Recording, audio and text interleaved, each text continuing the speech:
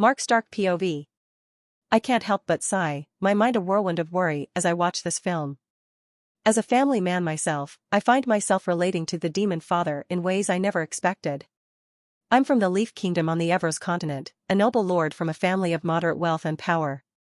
My presence in the Morningstar Kingdom was supposed to be purely business, a quick trip, a few meetings, and back home to my own troubles.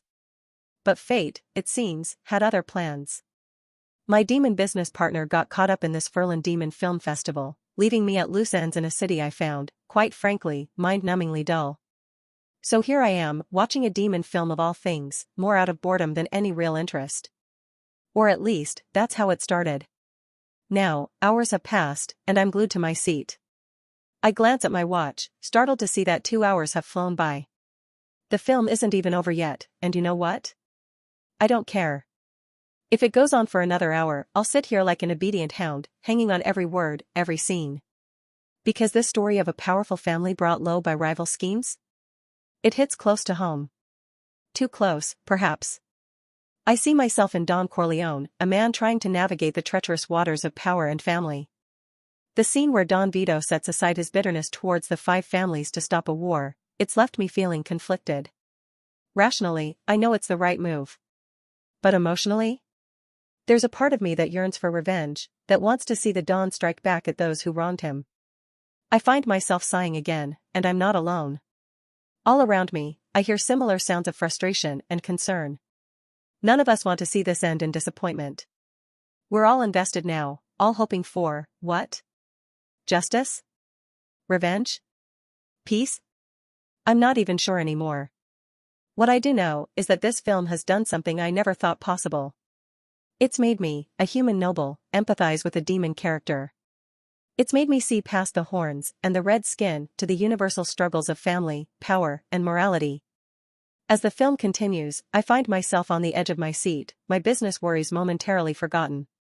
Right now, all that matters is the fate of the Corleone family.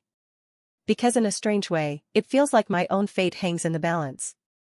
Though I hated seeing Don Corleone back down from revenge, I feel a glimmer of hope when Michael returns to Empirica, to Apple City. But my heart aches for him. Learning of his brother's death and losing Apollonia in that explosion, it's tragedy piled upon tragedy. It's enough to break anyone.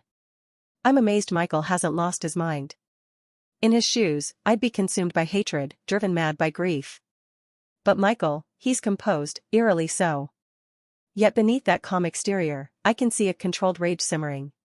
I'm not the only one noticing the change in the once enthusiastic Michael. As the story progresses, Michael seems to grow more indifferent, especially after becoming the head of the Corleone family. Even with Kay, he's distant now. Watching Mo Green humiliate Michael and Fredo, I can see Michael containing himself, his eyes betraying a controlled anger. Even Mo notices, but he keeps pushing, mocking the once powerful Corleone family. Around me, I hear murmurs of discontent. Is it always going to be like this? Someone whispers. Another voice chimes in, are we just wasting our time watching this fallen family get humiliated? I want to see Michael kill his enemies, a third person grumbles. I chuckle softly. That's what I'm hoping for too, but the Corleones seem powerless now, standing only because of the old Don's reputation. Then, our fears are realized. The old Don dies while playing with his grandchild. I can't help but sigh. It's hopeless for the Corleone now, the person beside me says. I hate to say it, but I agree, I reply. Damn, he sighs. I'm only staying to see how it ends. Whether it's the destruction of the Corleone or not, I want to see it through. Me too, I nod.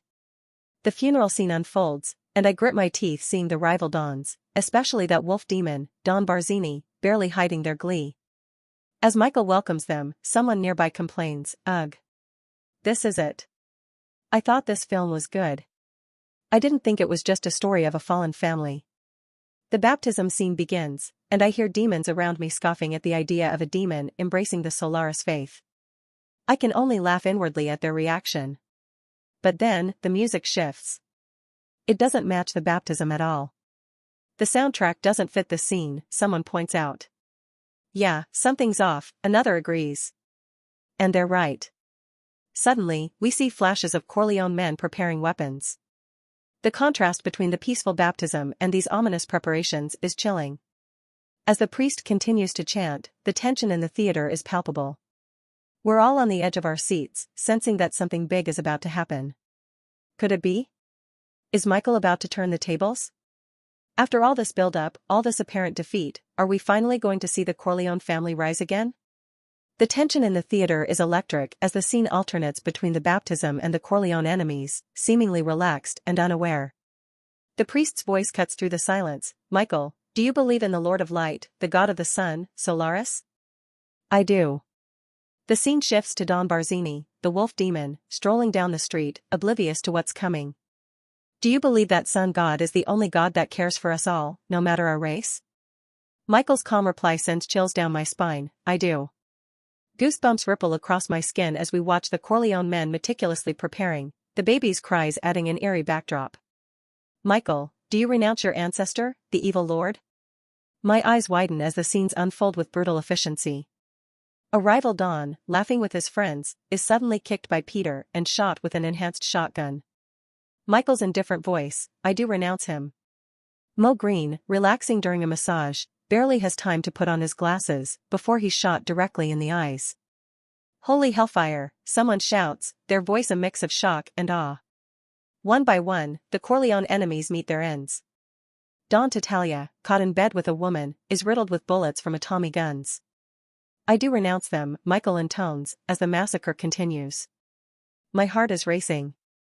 This is it.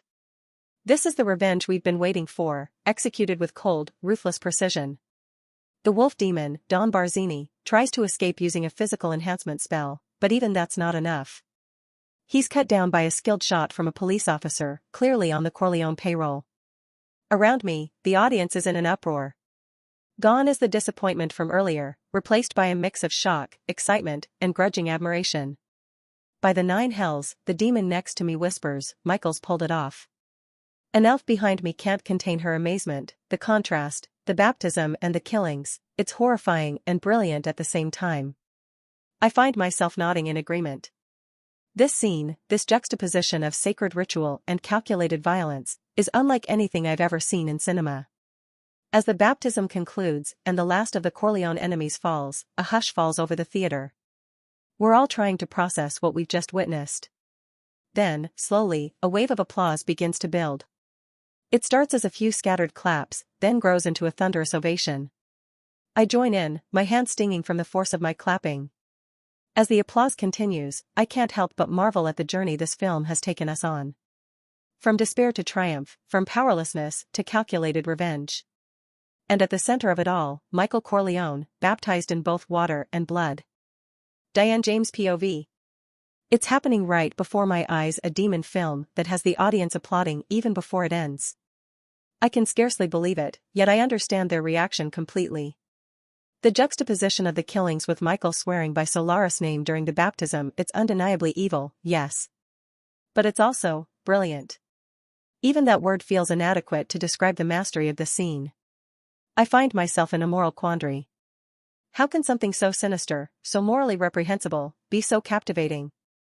Then it hits me, we've been rooting for a demon crime family all along. Yet, I can't bring myself to care. It's fiction, after all, and what matters is its breathtaking execution. As the film nears its end, another scene stirs something deep within me. Kay confronts Michael about the massacres, and he denies involvement. The moment Michael's eyes change, I feel a chill run down my spine. It's deliciously, terrifyingly evil. When Kay, convinced by Michael's lies, kisses him, I can't help but pity her. Poor, naive girl, I mutter under my breath. The final shot, the door closing on Kay as Michael receives his men's loyalty, it's a masterful touch. As the credits roll and that Demonfather soundtrack plays, I find myself unexpectedly emotional. Without realizing it, I'm on my feet, applauding. Beside me, Ryukyu is practically bouncing with excitement. It was amazing, he exclaims, his earlier criticism forgotten. I nod, a smile tugging at my lips. I agree, I say, surprised to find myself in complete accord with him for once. Eric Roosevelt's POV. My mind is racing, my palms sweaty with excitement. I must secure the rights to this film, no matter the cost. It's not just about profit anymore, though that's certainly part of it. This masterpiece needs to be seen by every citizen of Empirica. The goosebumps on my skin haven't subsided. In all my years in the industry, I've never seen anything quite like this. I'm on my feet, clapping until my hands sting. The applause has been going for a full 10 minutes now, a record, and one I never would have expected for a demon film. As I look around the theater, I see demons, humans, elves, all united in their appreciation of this cinematic triumph.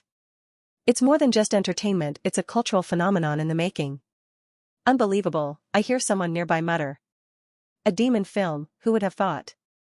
I grin to myself. Who indeed? But that's the beauty of it. The Demonfather has just shattered every preconception about demon cinema, about what's possible in film regardless of who's making it. As the applause finally begins to die down, I'm already planning my next move. I need to find the director behind this, to secure those distribution rights, before anyone else realizes what a goldmine they're sitting on. As the director, crew, and cast step onto the stage, my wide smile falters.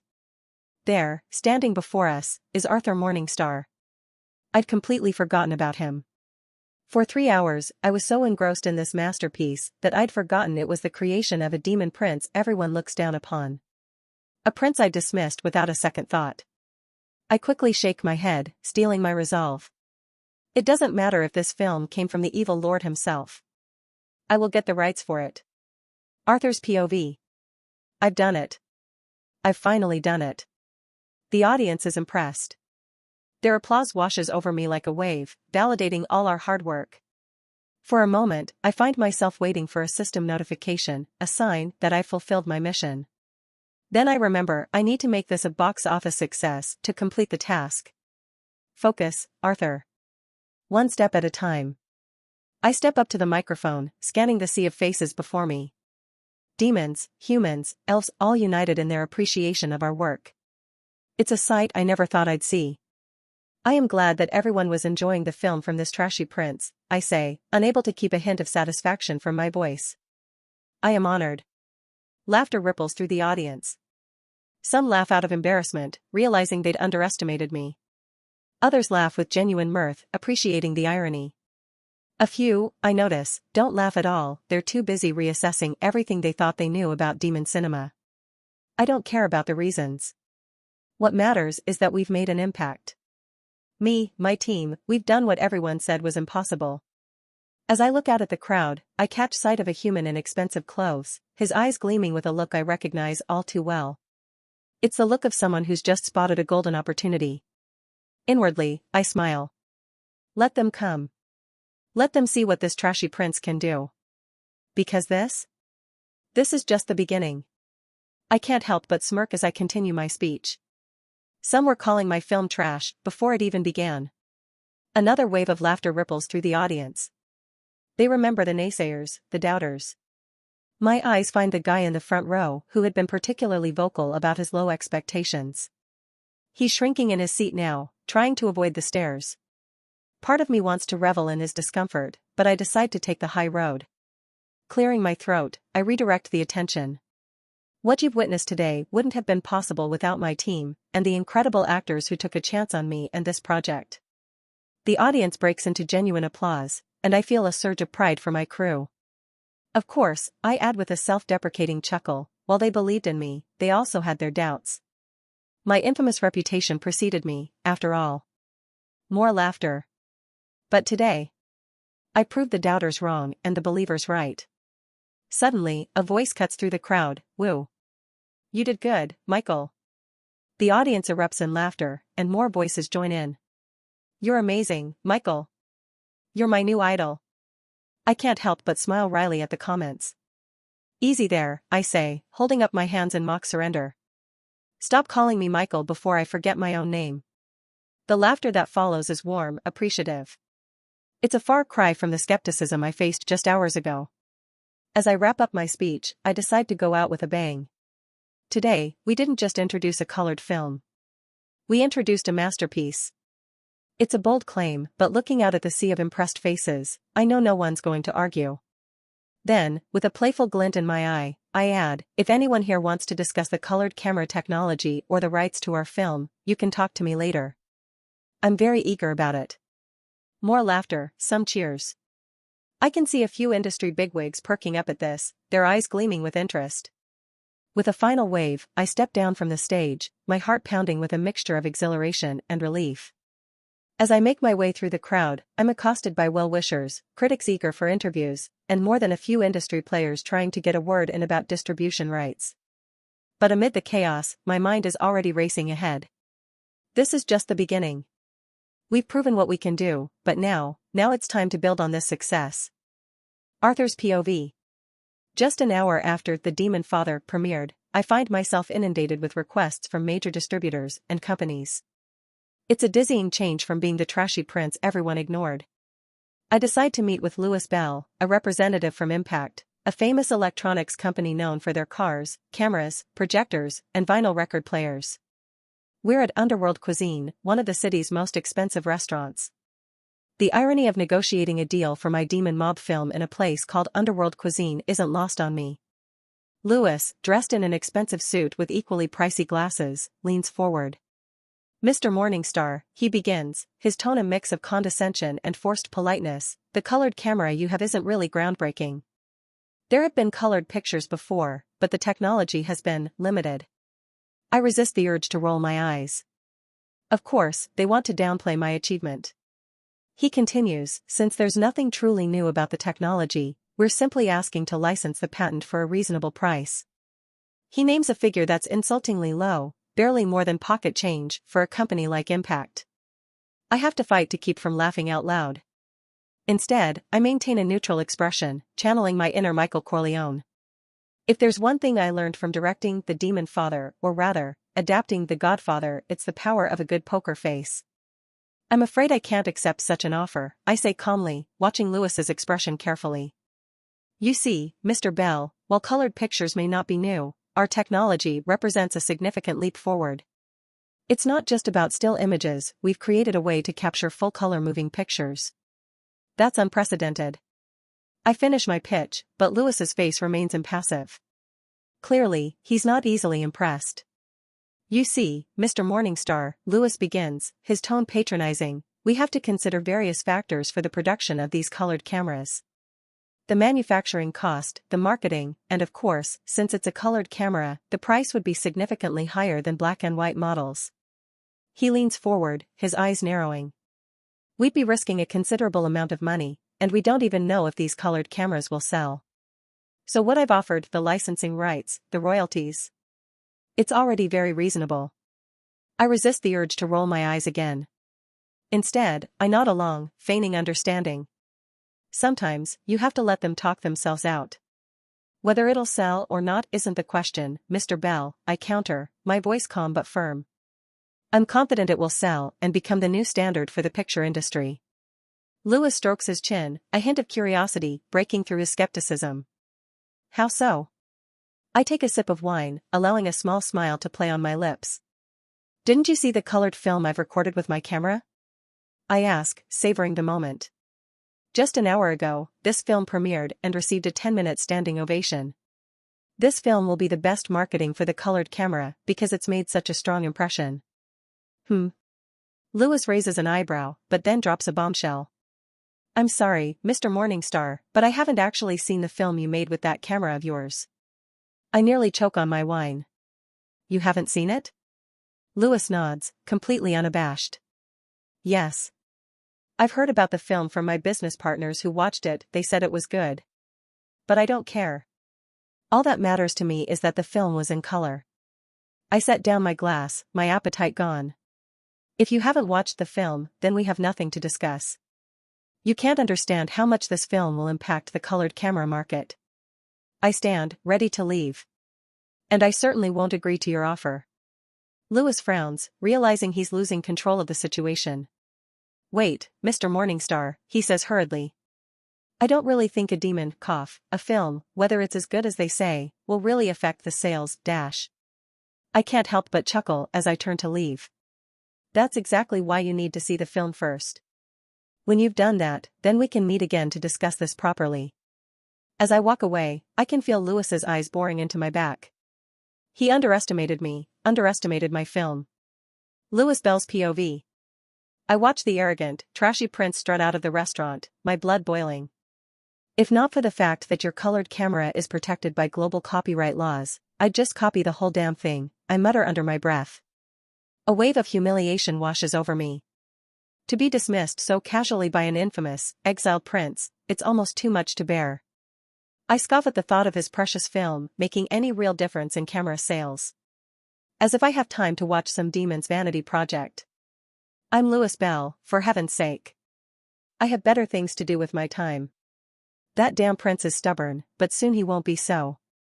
My internal rant is interrupted by a flash of white on the table.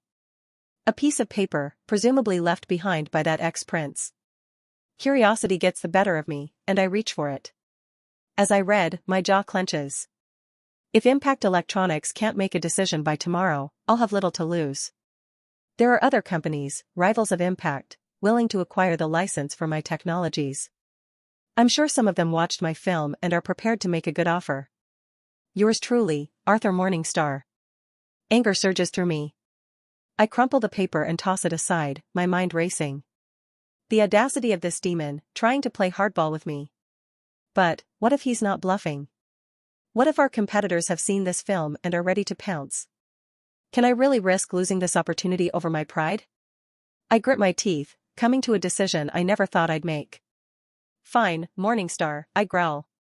If that's how you want to play it, I'll watch your damn film. But it better be worth my time. I arrive at the festival, ready to get this over with, only to be met with an unexpected obstacle. I'm sorry, but we're sold out for the next screening of this film tonight, the receptionist says apologetically. Perhaps you'd like to reserve a ticket for tomorrow's screening? I blink in surprise. Already sold out? The film just premiered an hour ago. The receptionist gives me a sheepish smile. I apologize, but the film is unexpectedly popular. Must be because it's the first colored film, I mutter under my breath. Sighing, I nod. All right. Save me a ticket for tomorrow's screening. It's inconvenient, but what choice do I have? I need to see this film if I'm going to negotiate with that exiled prince effectively. The next day, I arrive at the theater to find it packed. I have to admit, I'm impressed by the turnout. Clearly, the novelty of a colored film is a powerful draw. As I settle into my seat, I can't help but think that even if the story is mediocre, the colored aspect alone will attract attention. Maybe that exiled prince was right about the colored camera being the next big thing, but that was always predictable. I only haggled with him to save money. As president of the Impact Electronics branch in the Anatolia continent, it's my job to maximize profits and minimize risks. The lights dim and the Demonfather begins. I watch with little expectation, still convinced that the color is the film's only real selling point. Oh, how wrong I was. 3 hours later, I leave the theater in a daze, my mind reeling. This film, it's not just good. It's phenomenal. Possibly the best film I've ever seen. Suddenly, I remember why I'm here. Arthur's request. I glance at my watch and curse under my breath. I need to move fast. As I hurry out of the theater, my mind is racing. I need to make Arthur an offer he can't refuse. Because if I don't, someone else will. And I'll be damned if I let this opportunity slip through my fingers. The irony isn't lost on me. I came here expecting to humor a delusional prince. Instead, I've just witnessed the future of cinema. And now, I'm the one desperate to make a deal. Arthur's POV. The day after the premiere, I find myself in a whirlwind of meetings. Unlike Louis Bell, the representatives from other electronics companies actually watched The Demonfather and aren't being stingy about royalties for our camera patents. It's amazing what a little color and a lot of talent can do to change perspectives. But the real frenzy is around the film itself. Major distributors are clamoring to acquire the license, having seen how The Demonfather is exploding in popularity. We're only on the second day of screenings, and tickets are selling out faster than Hellfire spreads. I can barely believe it when I see the numbers, $4,000 from ticket sales already, and that's after the festival takes its cut. Now, every major Demon studio, especially Demon Pictures, the same ones who rejected me before, are falling over themselves to convince me to sell them the distribution rights for the Morningstar Kingdom. The irony isn't lost on me, but I push my feelings aside. This isn't about revenge, it's about what's best for Hellfire Studios. Demon Pictures is offering a 30% share of the box office and an upfront payment of $1 million. It's tempting, incredibly so. My team is practically begging me to accept it. But I'm not ready to commit just yet. Underground Films is on the table with a 40% box office share and a $600,000 upfront payment. It's not bad, but something about it doesn't sit right with me. There's more offers from various Demon Studios, then there's Lava Brothers. Their offer catches my eye, 70% of the box office and a $300,000 upfront payment. The initial payment is lower, but that percentage, it's hard to ignore. As I mull over the offers, I can't help but focus on Lava Brothers. They're not as influential as Demon Pictures that's in the big three, but they're among the little five in the Morningstar Kingdom. Their offer is intriguing, and I find myself wondering if I could push them a bit further. If they'd raise the upfront payment or bump the box office share to 73 or even 75%, I'd be hard-pressed to refuse. It's a risk, no doubt. I can't be certain the Demonfather will be an overwhelming success. But my gut tells me the chances are high. If we hit even just 10 million at the box office in the Morningstar Kingdom, well, the math speaks for itself. The potential earnings from those shares are staggering. But it's not just the Demon Studios that have caught my attention. The offers from Human, Dwarf, and Elven Studios are equally compelling. Bryan Brothers, a major Human studio, is offering $3 million upfront with a 10% box office share. Then there's Science Pictures, with $2 million and 8%. The options seem endless, each with its own pros and cons. As I weigh these offers, I can't help but marvel at how far we've come. From scraping together a film with salvaged equipment to fielding offers from major studios across multiple races, it's almost surreal. But I can't let myself get carried away. Each of these deals could make or break Hellfire Studios. I need to think not just about the immediate payoff, but about our long-term future. Which deal will give us the best platform to build on this success? I remind myself that there's no need to rush into a decision. I've got time to weigh my options carefully. It's a luxury I never thought I'd have, but one I'm determined to use wisely.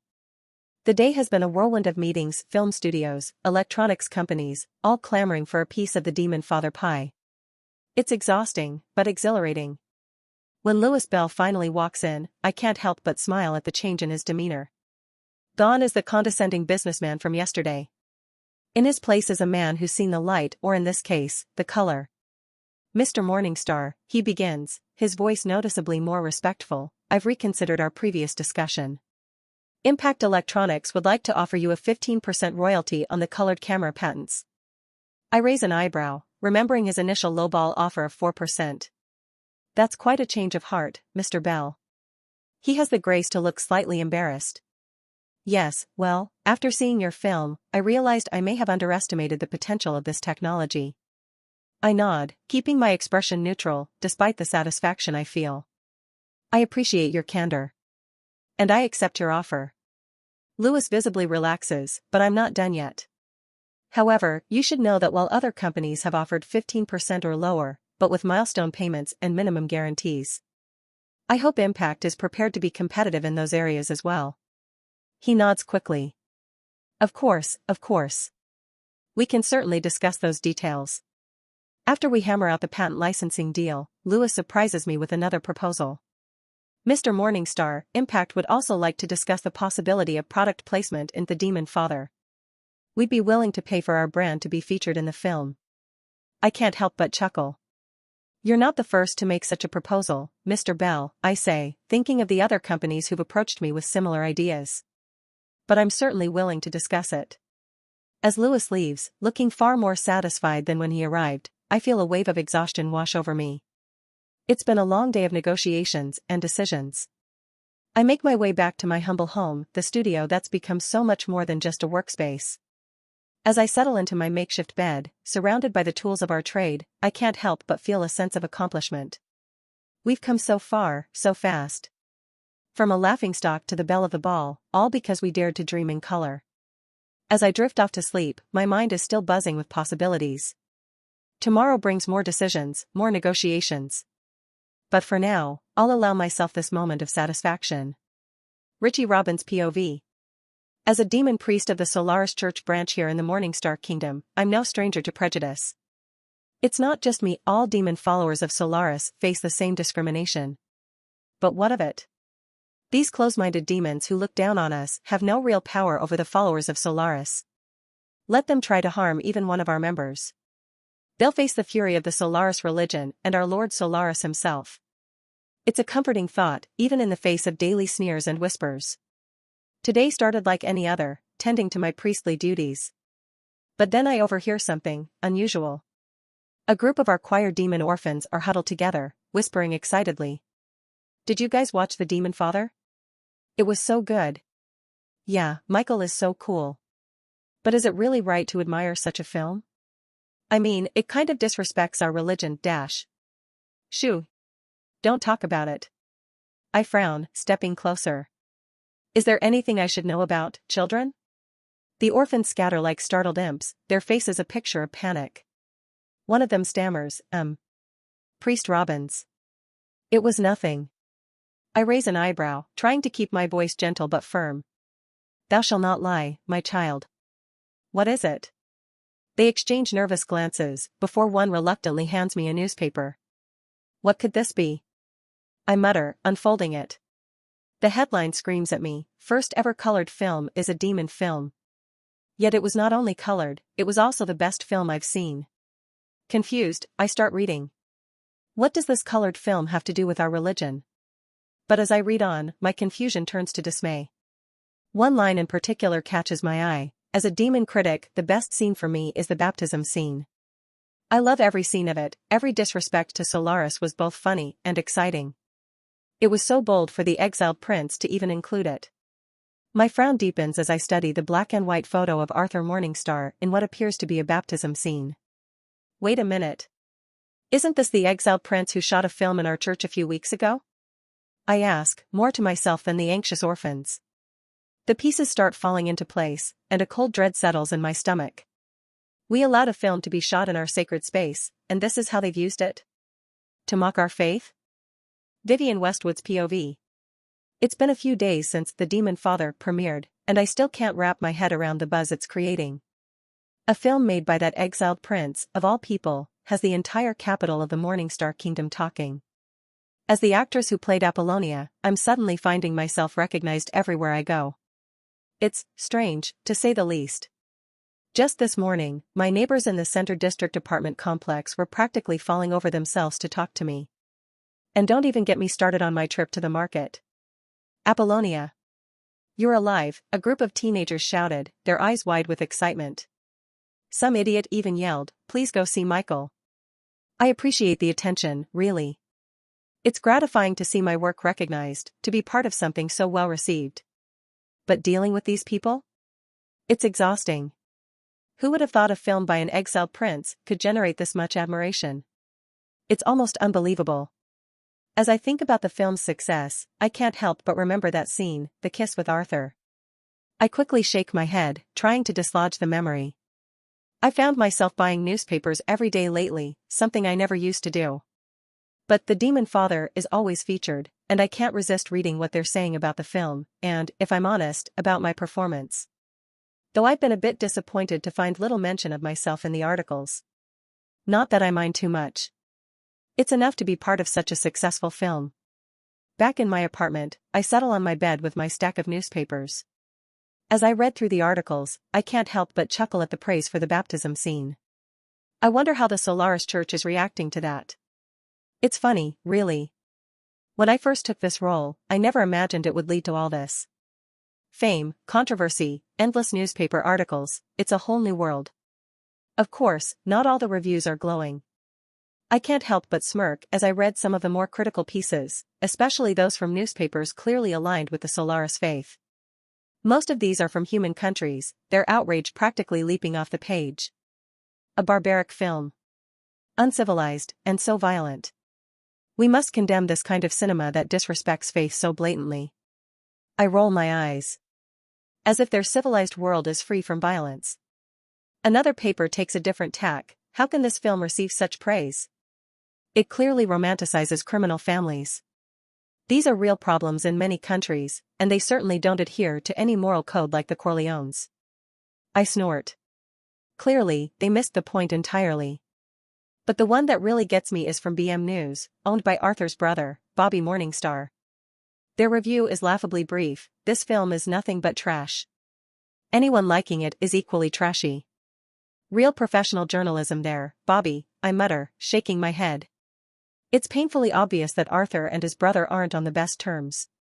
Thankfully, not all the coverage is so negative.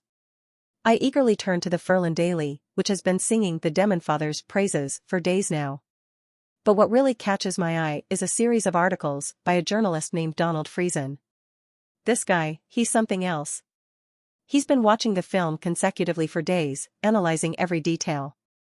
His dedication is impressive, to say the least.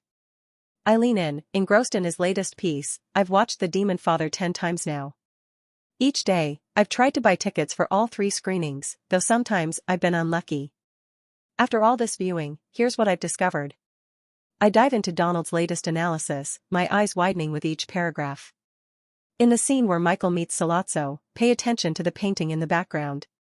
It's a subtle nod to the fall of the demon family, foreshadowing Michael's own journey. And did you notice the way the light shifts during Don Corleone's office scenes? It's a brilliant representation of his waning power. Unbelievable, I mutter, shaking my head in amazement. It's become my mantra while reading Donald's pieces. Every single time, he uncovers something new, something I never noticed, despite being right there on set. I find myself wondering, is the film really this deep, or is Donald reading too much into it? But then again, does it matter? The analysis is fascinating either way, and it's making people engage with the film on a whole new level. As I reach the end of the article, Donald's conclusion hits me like a ton of bricks. The Demonfather isn't just the best film I've ever seen, it's also the most intricate and complex. It's a film that reveals new secrets with each viewing. The details, whether hidden in the background or subtly conveyed through the actors' performances, create a rich tapestry that rewards close attention and repeated watching. I lean back, my mind reeling. I knew we were making something special, but this is beyond anything I could have imagined. A part of me wants to laugh. If only Donald knew how many of those brilliant details were happy accidents or last-minute improvisations. But another part of me is in awe. Did Arthur really plan all of this? Was there more to our exiled prince director than any of us realized? I find myself itching to watch the film again, to see if I can spot some of these details Donald's talking about. It's strange, being both insider and outsider. I was there when we filmed these scenes, but now I'm discovering them anew through the eyes of our audience. I shake my head, setting aside Donald's analysis, and reach for another newspaper. This one's from a human publisher, featuring a theory article by Jordan Lamb. As I start reading, I can feel my eyebrows climbing higher and higher. The Demonfather theory today: I believe Arthur named Apollonia in the film after his sister, Princess Apollonia. From what I've uncovered, Arthur has a good relationship with his sister. Could the Corleone family be a mirror of the Morningstar family? I lean in closer, my interest piqued. This is getting into some dangerous territory. It seems Arthur specifically named Michael's love interest Apollonia. Michael is the youngest of the Corleones, just as Arthur is the youngest Morningstar. What could this mean? Is it possible that Arthur is secretly the king's chosen heir, but this is being kept under wraps to protect Arthur from political conflict? And could Apollonia, his sister, be in danger? Is the film Arthur's way of warning her about a threat to her life? I pause, a chill running down my spine. Of course, I'm curious. Apollonia was my role, after all. But this theory, it's treading into murky waters. Hellfire, I mutter. What have we gotten myself into? I'd always assumed Arthur chose the name Apollonia simply because it sounded exotic, mysterious. But if there's any truth to this theory, my mind races back to our time on set. Did Arthur ever give any hints about this? Was there anything in his direction that might support this wild theory? I shake my head, trying to clear it. This is crazy. It's just a film, right? I'm not actually caught up in some royal intrigue, am I? But a nagging voice in the back of my mind won't let it go. The intensity Arthur brought to certain scenes, the way he insisted on specific details that seemed arbitrary at the time. Damn it, Arthur, I mutter. What kind of mess have you dragged me into? I let out a frustrated sigh and flop back onto my bed. This is not what I signed up for when I took this role. I wanted to be an actress, not a pawn in some elaborate political chess game. Arthur's POV. A few days after The Demonfather premiered, I've started narrowing down the distribution offers. Today, I'm scheduled to meet with Ray Lava of the Lava Brothers. Their offer has caught my eye, and I'm curious to hear more. 10 minutes after our appointed time, Ray arrives at my studio. He's an imposing figure, tail aflame, red hair, red eyes, but he's dressed in a sharp suit that screams professionalism. As he looks around, he says, "Your Highness, this place looks comfy. You have a great setup here." I have to stifle a laugh. Ray's clearly trying to be polite, but this place is far from luxurious. It's a workspace, office, and until recently, my bedroom all rolled into one. But hey, at least the bed in the corner is gone now that I can afford a nearby apartment. "Have a seat, Mr. Lava," I say, gesturing to a chair. "And please, drop the Your Highness. I'm not exactly on the royal family's card list anymore." Ray nods, seeming relieved at the informality. "Understood, Mr. Morningstar." I lean forward, getting down to business. Now, I can see the Lava Brothers are quite eager to acquire the rights for The Demonfather. Your offer of 72% box office share and $330,000 upfront is, well, it's raised a few eyebrows. I'm wondering if you're even looking to make a profit here. Ray shifts in his seat, and I press on. "Let me ask you straight out, why are the Lava Brothers willing to risk so much on my film?" Ray takes a deep breath before answering. "If I'm being honest with you, Mr. Morningstar, it's because my brothers and I believe your film is the key to breaking the curse of mediocrity that's plagued demon cinema for far too long. We see The Demonfather as a turning point, a chance to prove that demons can create art that rivals or even surpasses what humans and other races are producing." I can't help but smile at his words. Sure, I'm not naive enough to think profit isn't a factor, this is still a business, after all. But their vision, their belief in the potential of demon cinema, it's refreshing. It's rare to find that kind of passion in this industry. "That's quite a vision, Mr. Lava," I say, leaning back in my chair. "And I have to say, it's an appealing one. But let's talk specifics. How do you plan to market and distribute The Demonfather to achieve this lofty goal?" Rupert Darkflame's POV. 2 weeks have passed since the Furlan Demon Film Festival kicked off, and today's the moment of truth. The air in the Crimson Theater is thick with anticipation as we await the announcement of the Pure Flame Award winner. The place is crawling with industry bigwigs, writers, actors, producers, filmmakers all here to see which film takes home the top prize. But my eyes are fixed on one person, Arthur Morningstar, the exiled prince, sitting in the middle rows. It's like looking at a different demon. Gone is the hesitant, oft-mocked prince. In his place sits a man radiating confidence. I've been itching to approach him, but he's constantly surrounded by others, no doubt discussing his groundbreaking colored camera tech and The Demonfather. "Which film do you think will win the Pure Flame Award?" The whispered question from the demon next to me pulls me from my thoughts. His companion scoffs. "Is that even a question? It's got to be The Demonfather. Nothing else comes close." I nod in silent agreement. It's not just the best film in the competition, it might be the best film I've ever seen, period. Human and elven masterpieces included. The festival director, a diminutive imp demon, takes the stage. We sit through the announcements for short films and other minor categories. Pure Succubus snags the Audience Choice Award, which isn't surprising given its popularity. Finally, it's time for the main event. The imp clears his throat, his voice echoing through the suddenly silent theater. "And the Pure Flame Award goes to..." He opens the envelope, and I swear I see his face fall for a split second. His voice loses its bombastic tone, becoming almost meek. "Rising Demon, Bobby." The theater erupts in chaos. Shouts of disbelief and anger fill the air. "What?" I hear myself say, my voice lost in the cacophony of outrage. The confusion in the theater is palpable.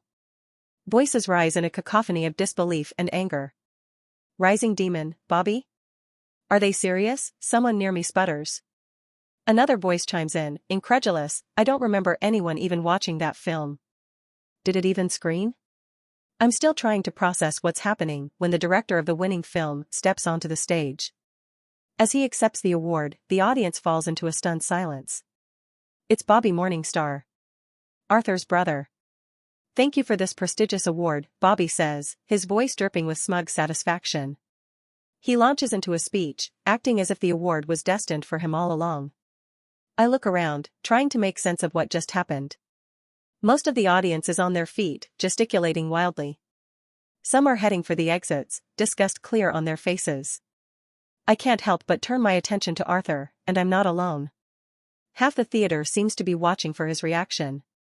Looking at Arthur, he's the spitting image of Michael Corleone from The Demonfather, calm, yet cold. Of course, Arthur played Michael, but this isn't acting. This is Arthur channeling that same terrifying composure that made Michael such a chilling character. The resemblance is uncanny, and it sends a shiver down my spine. Arthur's POV. As the announcement sinks in, I'm fighting the urge to punch someone. The anger bubbles up inside me, but I force it down. It's not worth it. It's just a damn award from a demon film festival. It doesn't prove anything. So I sit there, calm as a frozen lake, watching Bobby's smug speech. The bastard even has the audacity to look at me challengingly as he wraps up. Fucking bastard, I curse inwardly. But outwardly? I'm the picture of composure. Let him have his fake award. He can clutch his little trophy all he wants, but the real prize, the attention, the buzz, the future of demon cinema, that's all mine. And it's real. I clap politely as he steps off the stage, my face a mask of indifference. As I stand to leave, something odd happens. The demons in the seats part like the Red Sea, fear evident in their eyes as I pass. I'm momentarily confused. Did they misunderstand something? But then I shrug it off. Who cares? It makes it easier for me to get the hell out of this farce of an awards ceremony. As I stride towards the exit, my mind is already racing ahead. This setback? It's nothing. Just a bump in the road. The real game is just beginning. Bobby can have his little moment of glory. But I've got a revolution to lead, and I'm just getting started. The award may not have gone my way, but I've got something far better, my reward from the entertainment system, computer technologies. A grin spreads across my face as I consider the possibilities. I'm going to create my own electronics company, develop computers, maybe even launch a video game console and start selling games. After all, my system isn't called the entertainment system for nothing. I've recently unlocked something called entertainment points. The concept is simple but powerful. I gain points based on how much I entertain people. The more impressed they are, the more points I rack up. It's like a game, really. A game I intend to win. As I step out into the cool night air, I can almost see the future unfolding before me. Movies were just the beginning. With computers and video games, I can revolutionize entertainment in this world. I can bring joy, excitement, and wonder to people on a scale never before seen. And the best part? The more I entertain, the more I impress, the more points I'll gain. It's a beautiful, self-perpetuating cycle of creativity and reward. I chuckle to myself, earning a few strange looks from passing demons. Arthur's POV. I might not have won the Pure Flame Award, but I've won something far more valuable, attention. And boy, am I capitalizing on it. Right now, I'm in the midst of striking a deal with Bryan Brothers, a major human film studio. They initially lowballed me with $3 million and a 10% box office cut. But I've been playing this game long enough now. After some back and forth, we've settled on $1.5 million upfront and a 32% box office share. Not too shabby for screening The Demonfather across Empirica. But that's just the beginning. Over in the Evros region, Rebecca Films is offering $500,000 and a 35% box office share to distribute in the Sumeria Kingdom. Done deal. Then there's Icy Pictures from the Winter Kingdom, $300,000 and a 25% share. It's the best offer from that neck of the woods, so I'm taking it. The list goes on. Moonshine Entertainment Pictures from the Elven Kingdom, Stonecraft Pictures from the Dwarven Kingdom.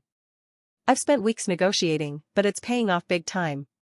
All told, I'm looking at about $7.5 million in upfront payments for the film. And that's not even counting the camera technology deals George and I struck. We've pocketed about $80,000 from minimum guarantees and milestone payments. It might seem like chump change compared to the film profits, but it's just the beginning. Once those colored cameras hit the market, the royalties will start rolling in.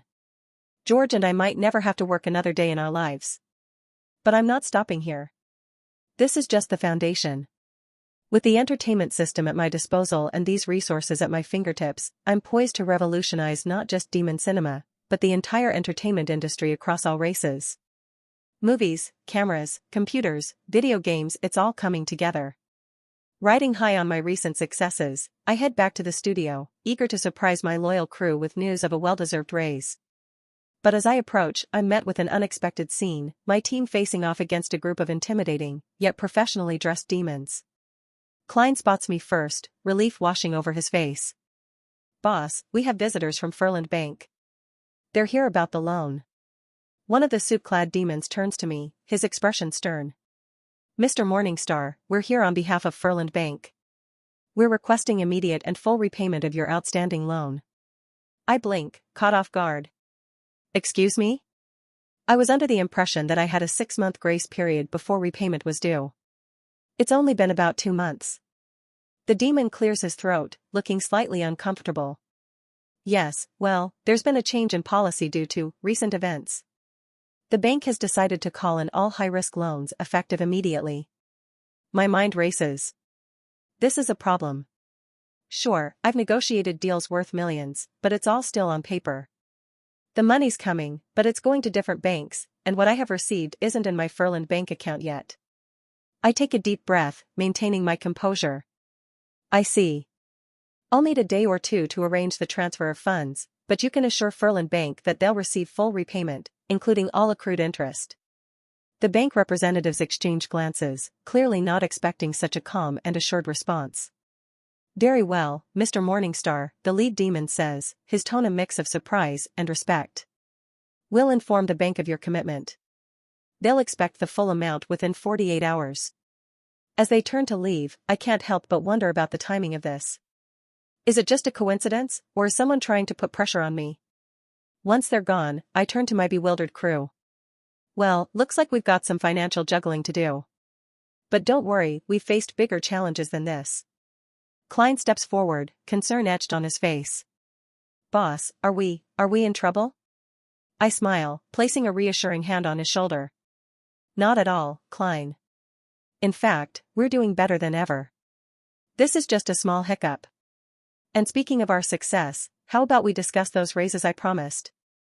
As my team's worried expressions turn to smiles, I can't help but feel a surge of determination. Someone might be trying to throw a wrench in my plans, but they've underestimated me. I've come too far to let a little thing like a suddenly due bank loan slow me down. If anything, this is just another challenge to overcome on my way to revolutionizing the entertainment industry. Bobby Morningstar's POV. 2 weeks have passed since I clinched the Pure Flame Award for my second masterpiece, Rising Demon, Bobby. It's an action-packed tour de force, if I do say so myself. All about yours truly, showcasing my coolness, my intimidating demeanor, my noble spirit. In short, it's irrefutable proof that I'm worthy of the Morningstar name. After my well-deserved win, I was ready for the praise to start rolling in. I could almost hear it. Bobby Morningstar's film is simply remarkable. He's as cool and powerful on screen as he is in real life. Truly a credit to demonkind. But no. That's not what happened at all. Instead, these ungrateful wretches have the audacity to question my victory. Can you believe it? One demon rag had the gall to print, "The Demonfather loses to Rising Demon, Bobby." Experts say it was rigged. Rigged? Please. It's called recognizing true talent. Another one chirped, "The rivalry between brothers resulted in cheating." As if I'd need to cheat to beat Arthur's Little Home movie. But the one that really gets my goat? Some no-name critic actually wrote, "Bobby Morningstar, his first film was full of propaganda about how cool he is. I ignored it last year. But this year, his second film is even more full of it." He centered the film all about himself. Everyone is dumb but him. It's so one-dimensional that I want to puke. Yet it won the Pure Flame Award. It was nothing short of a robbery from the true winner, the Demonfather. I crumple the newspaper in my fist, fighting the urge to incinerate it with hellfire. How dare they? I'm Bobby Morningstar, for evil Lord's sake. I'm the cool one, the talented one, the one who was supposed to bring glory to the family name. And what do I get instead? Accusations of cheating, claims of propaganda, comparisons to my exile failure of a brother. I storm over to the window, glaring out at the city below. This isn't how it was supposed to go. I was meant to be celebrated, admired, feared. Instead, I'm a laughingstock. All because of Arthur and his stupid colored film. I didn't even bother wasting my time watching that so-called masterpiece, The Demonfather. I don't need to see it to know it's trash. It's obviously just the novelty of color that has everyone raving. Gritting my teeth, I storm off to the training grounds to vent my anger. Infernus Globus! I roar, summoning a massive fireball that hovers above my palm. I direct it towards the metallic dummy, watching with grim satisfaction as it melts under the intense heat. Fucking Arthur. I summon another fireball, larger this time, and unleash it with a primal scream. As the smoke clears, a plan begins to form in my mind. I need to get my hands on that colored camera technology. And fast. Several electronics companies have already assured me they can provide one for a price. I don't care how much it costs. Once I have it, I'll make a colored film that will truly be worthy of admiration. I smirk to myself. Arthur may have won this round, but he won't win the war. After all, what good is a fancy camera to someone who can't even summon a simple fireball? Arthur's POV. With my loyal crew now enjoying their well-deserved raises, I head to a place I can finally call home or at least, rent. As an exiled prince, home has been a fluid concept lately. But this spacious apartment in the cheap district? It's a start. At $1,000 a month, it's not exactly cheap, but it's close to the center district. A month ago, this would have been an impossible dream. Now? It's just another bill I can confidently pay. As I unlock the door to my new place, my mind is already racing ahead. Why stop at renting? This whole district is ripe for the picking. Land here is dirt cheap compared to other areas. With some smart investments, I could turn this into my own little empire. I chuckle to myself as I imagine it. Hellfire District has a nice ring to it, doesn't it? But that's a plan for the future. For now, I've got more pressing matters to attend to. After a long day of negotiations and strategic planning, I treat myself to a relaxing soak in the bathtub. It's a simple pleasure, but one that feels downright luxurious after the chaos of the past few weeks. Following a quiet dinner for one, a far cry from the royal feasts of my past, but satisfying in its own way, I notice a newspaper peeking out of my mailbox. Curiosity piqued, I snatch it up. My eyes immediately lock onto the bold headline on the front page: The Demonfather, secured by Lava Brothers, will screen nationwide soon. I can't help but chuckle. The buzz around my film is real, and it's growing. While not everyone in Furlan City has caught the fever yet, the well-to-do folks in the Center District and other affluent areas near the Crimson Theater can't stop gabbing about it. It's like wildfire, spreading from one social circle to the next. Shaking my head in amused disbelief, I set the paper aside. It's late, and even revolutionary filmmakers need their beauty sleep. Before I hit the hay, I can't resist checking my entertainment points. The system flashes the number before my eyes: 2,307 points. It might not seem like much now, but I know it's just the beginning. Once The Demonfather starts screening across the country, hell, across the world, thanks to those distribution deals I've secured, these points are going to skyrocket. As I lie in bed, my mind wanders to the possibilities my entertainment points offer. The Power Shop is a treasure trove of potential magic spells, martial arts techniques, even methods to increase my magic or physical power. It's like a video game character upgrade system, but for real life. The power-boosting methods are tempting, but at 100,000 points for the cheapest one, they're still way out of my reach. For now, at least. But the real goldmine? The entertainment shop. It's stocked with a wealth of content from my previous life: films, novels, manga, anime, comics, games, music. It's like having the collective creativity of an entire world at my fingertips. Films, novels, and music seem like the low-hanging fruit. I've got the know-how to produce those without much additional skill. But manga, anime, and comics? That's a different beast altogether. I could theoretically buy drawing skills from the skill shop, but it's frustratingly still locked. And while I could hire artists, they'd need guidelines only I could provide. It's a classic catch-22. As I mull over my options, a plan starts to form. Start with what I know: films and music. Use those to rack up more points. Then, once I've built up a sufficient reserve, I can unlock more skills and branch out into other media. It's a long-term strategy, but hey, Rome wasn't built in a day. And neither was a multimedia entertainment empire. As for games? Well, that's the real prize at the end of this particular rainbow. Once The Demonfather becomes a box office hit, I'll unlock computer technologies. It's like leveling up in the most high-stakes game I've ever played. But even with my knowledge from my previous life, I know computers are no joke. This world is still trudging through the second industrial revolution. We're decades, if not centuries, away from anything resembling modern computing. Sure, I've got the knowledge, but turning that into reality? That's a whole other ballgame.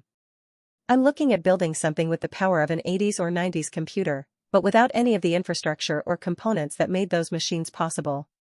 I'd need to source materials that might not even exist here, figure out how to create circuit boards from scratch, and don't even get me started on programming languages. It's like trying to build a spaceship with stone tools. But then again, this world has a few tricks up its sleeve that my old one didn't. Magic, for one. And who knows what other mysterious powers are just waiting to be discovered. What if I could use mana crystals as a power source? Or enchant circuit boards to boost their processing power? Hell, maybe I could even use some kind of divination magic to help with coding. The possibilities are mind-boggling. And let's not forget my ace in the hole, George. That crazy dwarf might just be the key to making this work. Between his knack for invention and my knowledge from another world, we could be an unstoppable team. The more I think about it, the more excited I get. This isn't just about recreating Earth's technology. It's about forging something entirely new, a fusion of science and magic that could revolutionize this world in ways I can barely imagine. Anus Hades POV. I've been a mob guy all my life, serving Don Leviathan in Apple City, Empirica. Being a demon mafia? It's like being at the bottom of the food chain. You think demons have it rough? Try being a demon mobster. We're lower than goblins in most folks' eyes. Sure, there are elf, dwarf, and even human mobsters. Heck, the humans practically run the show, but us demon mobsters? We're the scum of the scum as far as society's concerned. It's almost funny, in a sick way.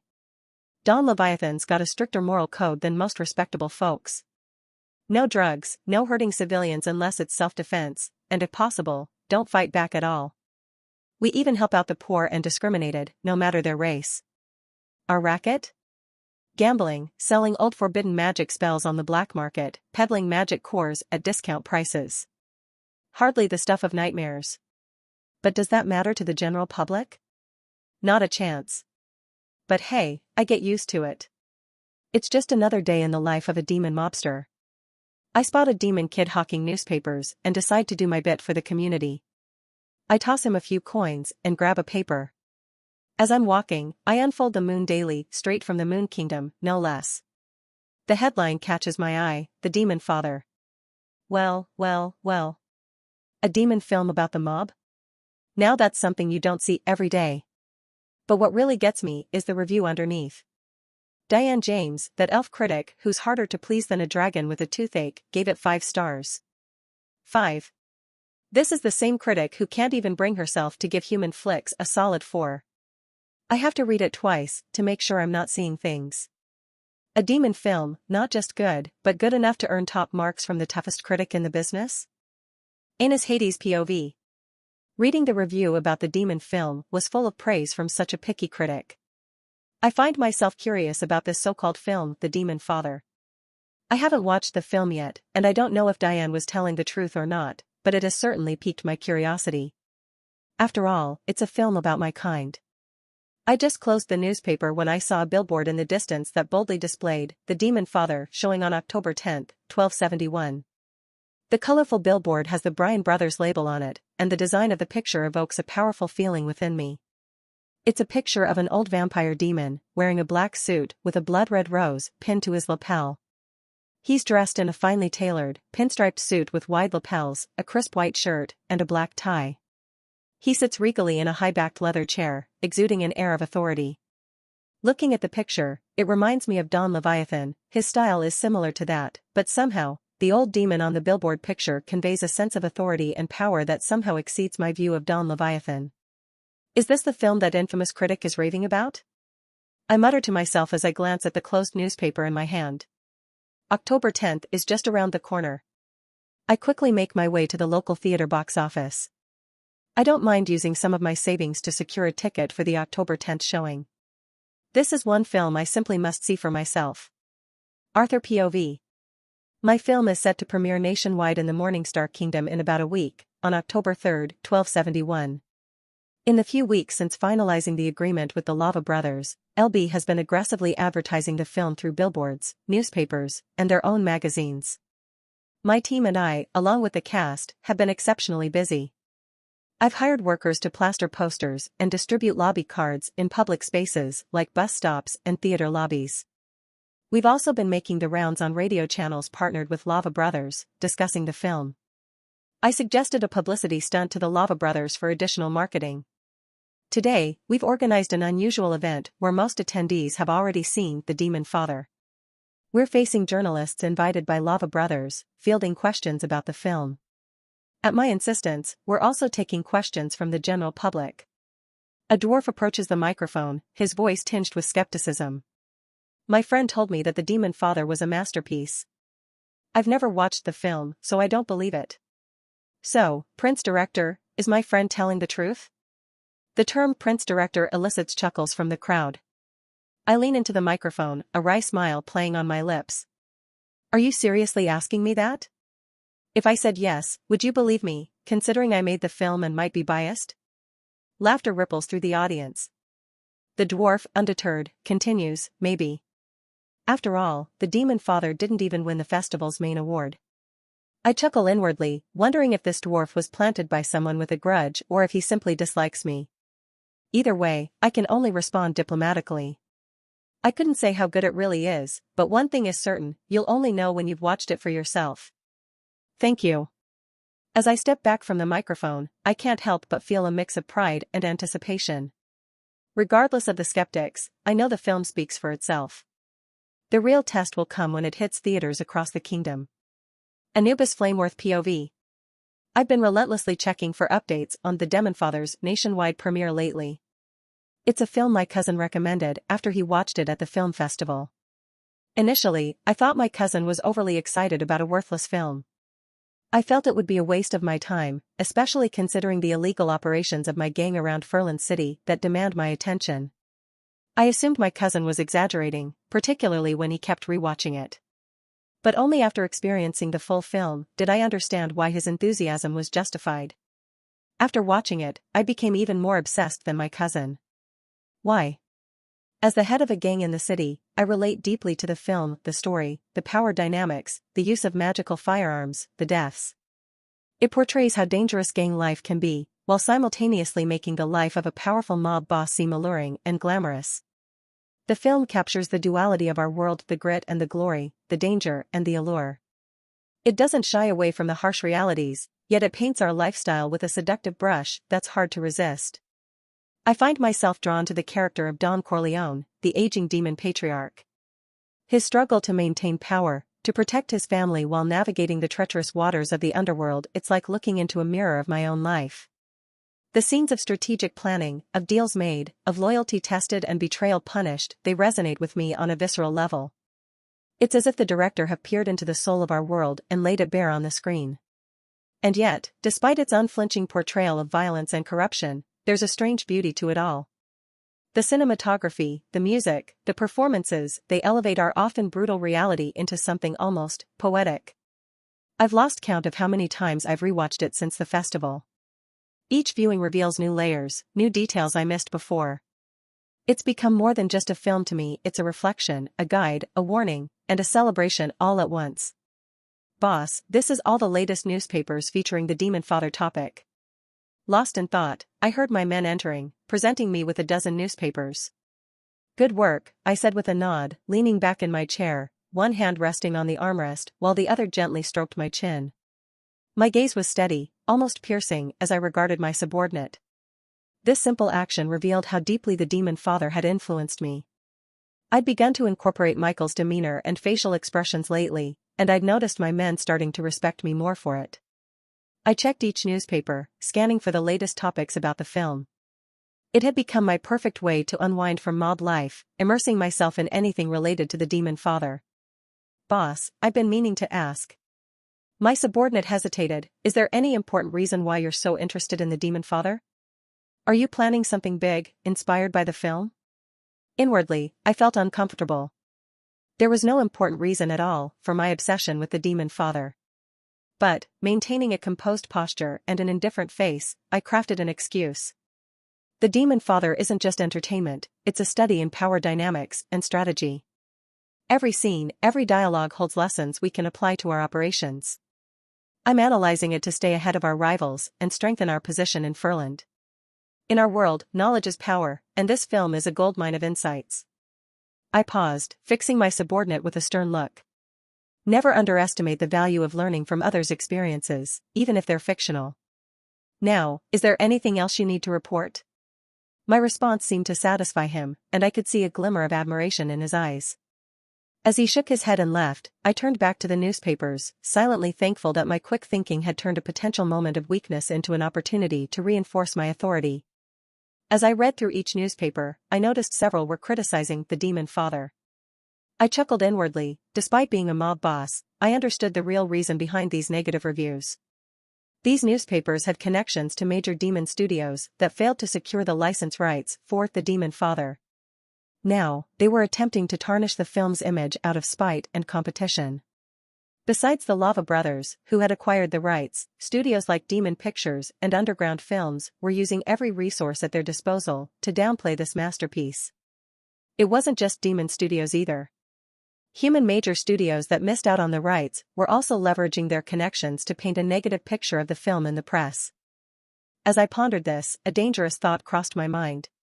Perhaps I could use my gang to persuade these newspaper companies to reconsider their dishonest reviews. As a fan, it was infuriating to see a masterpiece unfairly maligned. I caught myself, realizing the extent of my obsession. Was I really considering intimidating journalists over a film review? Part of me knew it was absurd, yet another part felt it would be justified. I set the newspapers aside, deciding to focus on more pressing matters. But the thought lingered. In a world of power and influence, how far would I go to protect something I believed in, even if it was just a film? Amon Oblivion POV. I've always prided myself on being a filmmaker prodigy. Last year, my film clinched the Pure Flame Award at the Furland Film Festival. Several of my creations have already garnered awards, not just locally, but across different kingdoms: human, dwarven, even elven. At just 20, I've got demon actors clamoring to be in my films. Studios are falling over themselves to hire me. The anticipation surrounding my upcoming project has reached a fever pitch in the Morningstar Kingdom. The demon film industry has pinned its hopes on me, with headlines proclaiming Amon Oblivion, the savior of our entertainment industry. I'd be lying if I said I didn't revel in the adulation. My friends, family, and even I bought into the hype. After all, 6 critically acclaimed films speak for themselves. But lately, there's been this disturbance. A new demon film has recently emerged, stirring up unprecedented excitement in the kingdom. Critics are divided, some hail it as a masterpiece, while others dismiss it as overblown and overrated. Initially, I paid little heed to the buzz. Another hyped film? So what? But then I read something that made my blood boil. It's downright insulting to read newspapers and magazines praising this upstart director. He is the future of our industry. Even Amon Oblivion couldn't match him. The audacity. I couldn't stomach such disrespect. I might have swallowed my pride if it was a veteran director or another recognized young prodigy. But when I saw who it was, my fists clenched so tight they bled. The filmmaker was none other than that infamous trash, Arthur Morningstar. He's not even 18. Yet these so-called critics dare to compare that garbage to me? To claim I'm nothing compared to him? Unbelievable. It's utterly preposterous. Yet, despite my indignation, curiosity gnaws at me. I've decided to subject myself to this so-called masterpiece, the Demonfather. I need to understand how a single film could eclipse my entire body of work in the eyes of these fickle critics. Today, October 2nd, the Demonfather finally graced the screens of Abaddon City. My hometown, Monarch Town, has always been a bastion of the arts, films, novels, you name it. Growing up in this entertainment hub only fueled my pride in my work. I remained convinced that this so-called masterpiece by that upstart prince couldn't hold a candle to my creations. My friends, family, and I chalked up the hype to its use of color, no doubt the result of that trashy prince pulling strings. But technology alone doesn't make a great film. As I approached the Monarch Theater, a familiar voice called out. Aman. You're here. It was Chili, a fellow filmmaker and friend. I nodded in greeting as he continued, we have a bit of a problem, Aman. Look at that line. Good thing you arrived early, or we'd be waiting for the next screening. Let's get in queue. I followed his gaze, taken aback by the throng of people. Grudgingly, I fell in line with Chili. People are really curious about a colored film, huh? I muttered, unable to keep the bitterness from my voice. Chili nodded. For sure. It's like a human or elven blockbuster, just hit the theater. I couldn't resist adding, humph. I know for sure that the film won't be much to talk about aside from being in color. That's for sure, Chili agreed. After all, it was made by that infamous prince. We waited impatiently to watch this much-hyped color film, and we were finally able to get a seat in the theater. As the theater dimmed and the film began, a collective gasp rippled through the audience. The vibrant colors splashed across the screen were indeed impressive. Chili leaned towards me, whispering, looks like the film industry is about to change once more. I nodded grudgingly. One thing I'll give this film credit for is the color. We'll finally be able to film in color soon enough. We initially thought the color would be the film's only notable feature, but as the story unfolded, we found ourselves drawn in deeper than we'd anticipated. The conversations around us grew more intense, mirroring the depth of the narrative. The film took us on an emotional journey. Laughter erupted when Don Corleone slapped Johnny. Tension gripped us during Michael and Enzo's hospital vigil. Fury boiled in our veins as Michael faced humiliation, only to be replaced by a dark satisfaction when he exacted his revenge. To my surprise, I noticed Chili wiping away tears at Sonny's death. Even I found myself invested in Michael's transformation into the new Don, feeling the weight of the family's fate on his shoulders. The scene with Mo Green's disrespect towards Michael had the audience bristling. Then came the old Don's death, followed by Michael's swift and brutal consolidation of power. The final scene, with Kay watching her husband surrounded by his men as the door closed, sent a chill down my spine. As the credits rolled, the audience rose to their feet, applauding enthusiastically. Even Chili stood, caught up in the moment. But I remained seated, stunned into silence. All the work I had taken such pride in, it suddenly felt insignificant. A new benchmark had emerged, one that I couldn't confidently say any of my films could match. No, even if I combined all my works, they still wouldn't measure up to what I had just witnessed. Watching the crowd's jubilant reaction, I felt a deep sense of defeat wash over me. Without a word to Chili, I stood and left the theater, needing to escape the overwhelming atmosphere. As I walked through the quiet lobby, the full weight of what I'd just experienced settled on me. The film's quality, storytelling, direction, everything about it screamed masterpiece. I knew, with a sinking feeling in my gut, that the Demonfather was destined to make history. It would be a blockbuster, not just in the demon realm, but worldwide. The realization hit me hard because since childhood, I had nurtured only one dream. Not to be a powerful demon, not to become a renowned scientist, but to create the first demon film that would achieve worldwide box office success. That dream, my lifelong aspiration, was about to be fulfilled. But not by me. Instead, it would be accomplished by the very person I had dismissed as a talentless upstart, the infamous prince, Arthur Morningstar. Rocky POV. I should be at the ticket booth of my own theater, the Furland Grand Theater, handing out tickets to eager filmgoers. Instead, I've had to delegate that task to someone else. The queue wasn't moving when I was there, too many people recognizing me, asking for autographs. I thought I'd gotten used to the attention after the Furland Film Festival, but recently, it's escalated to a whole new level. The autograph requests have multiplied, photographers snap pictures without my consent, and journalists hound me for interviews at every turn. All because of His Highness Arthur's film. Its success at the Furland Film Festival was just the beginning, now it's taking the entire kingdom by storm. Yesterday's box office numbers were staggering, an unprecedented $4 million across 1,602 theaters in the kingdom. And this despite the criticism from numerous newspapers and magazines. I heave a sigh, still struggling to wrap my head around the film's massive impact. When I accepted the role, I had no inkling it would lead to this. I just wanted to fulfill my childhood dream of being an actor and support Arthur's vision. Now, as I watch the line snake around the block, I'm torn between pride in the film's success and a sense of being overwhelmed by the attention. The weight of unexpected fame sits heavily on my shoulders. A group of teenagers spots me through the window, their eyes lighting up with recognition. As they rush towards the entrance, no doubt seeking autographs, I retreat further into the office. Machi POV. It's been a mere 4 days since the Demonfather shattered records, raking in an astounding $14.3 million.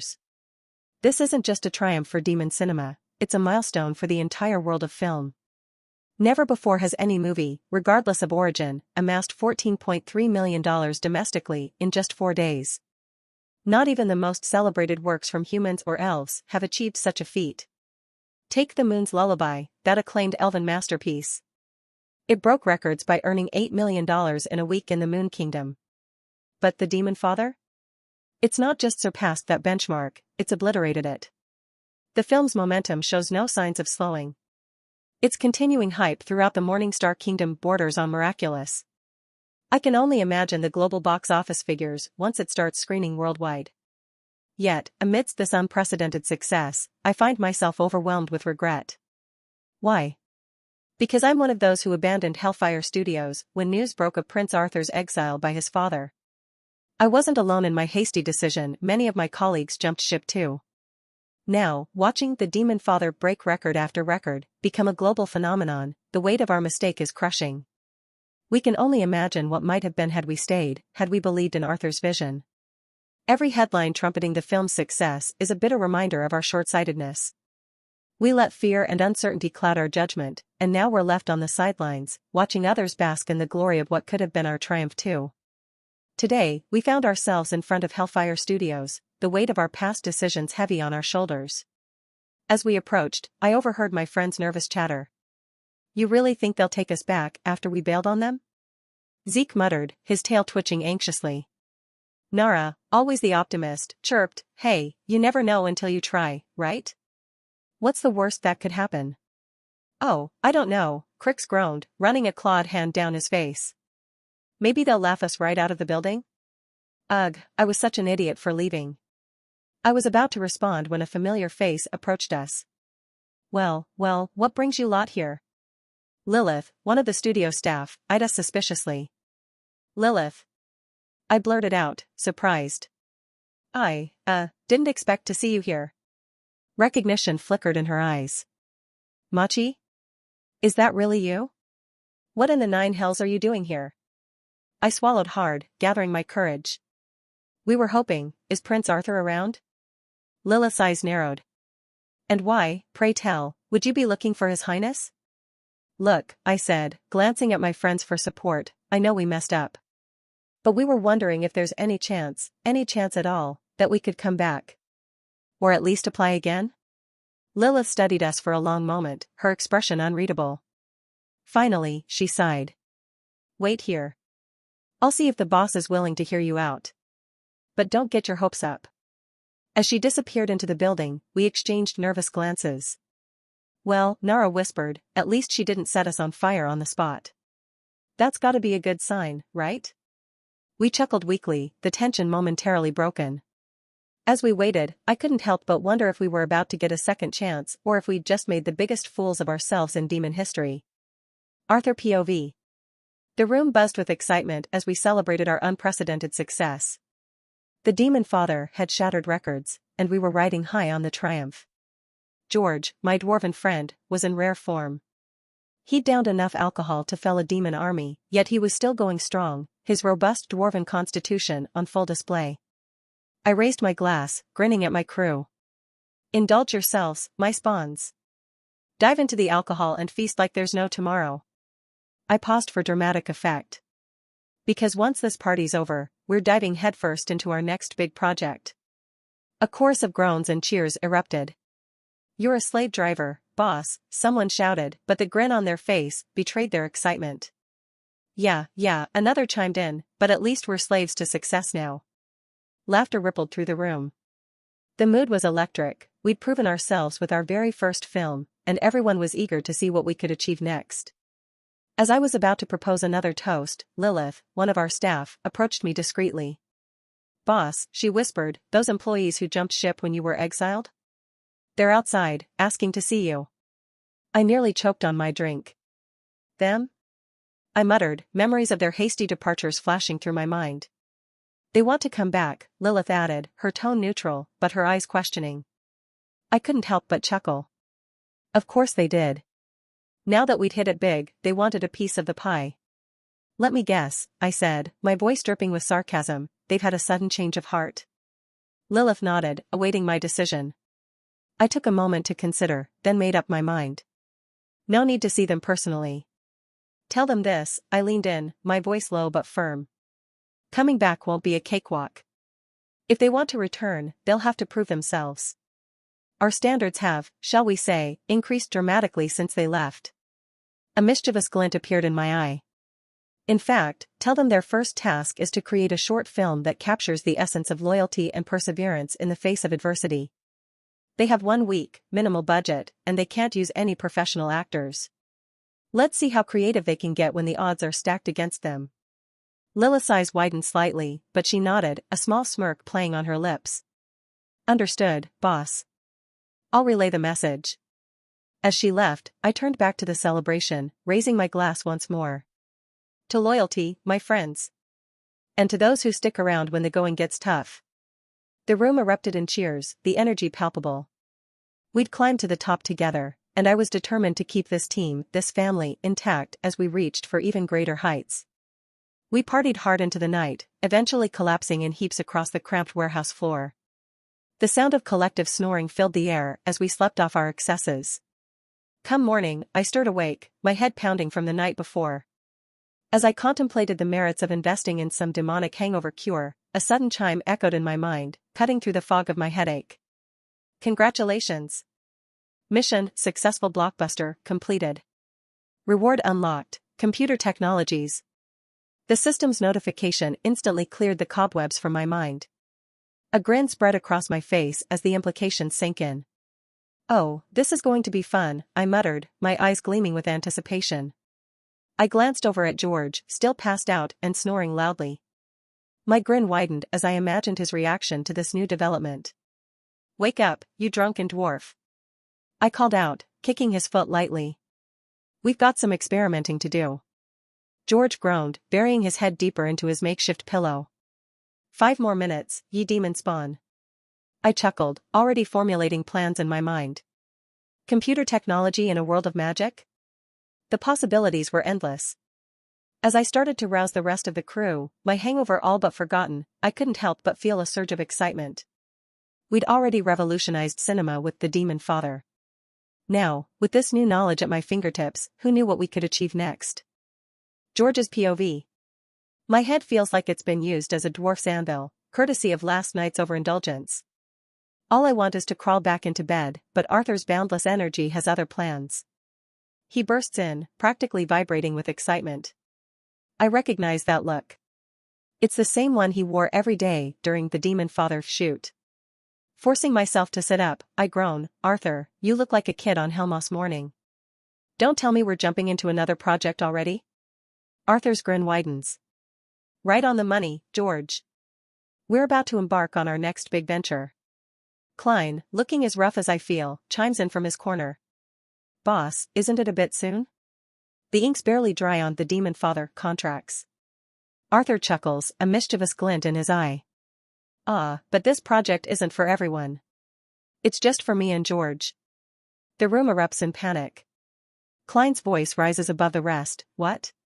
Are you firing us, boss? I frown, my hangover momentarily forgotten.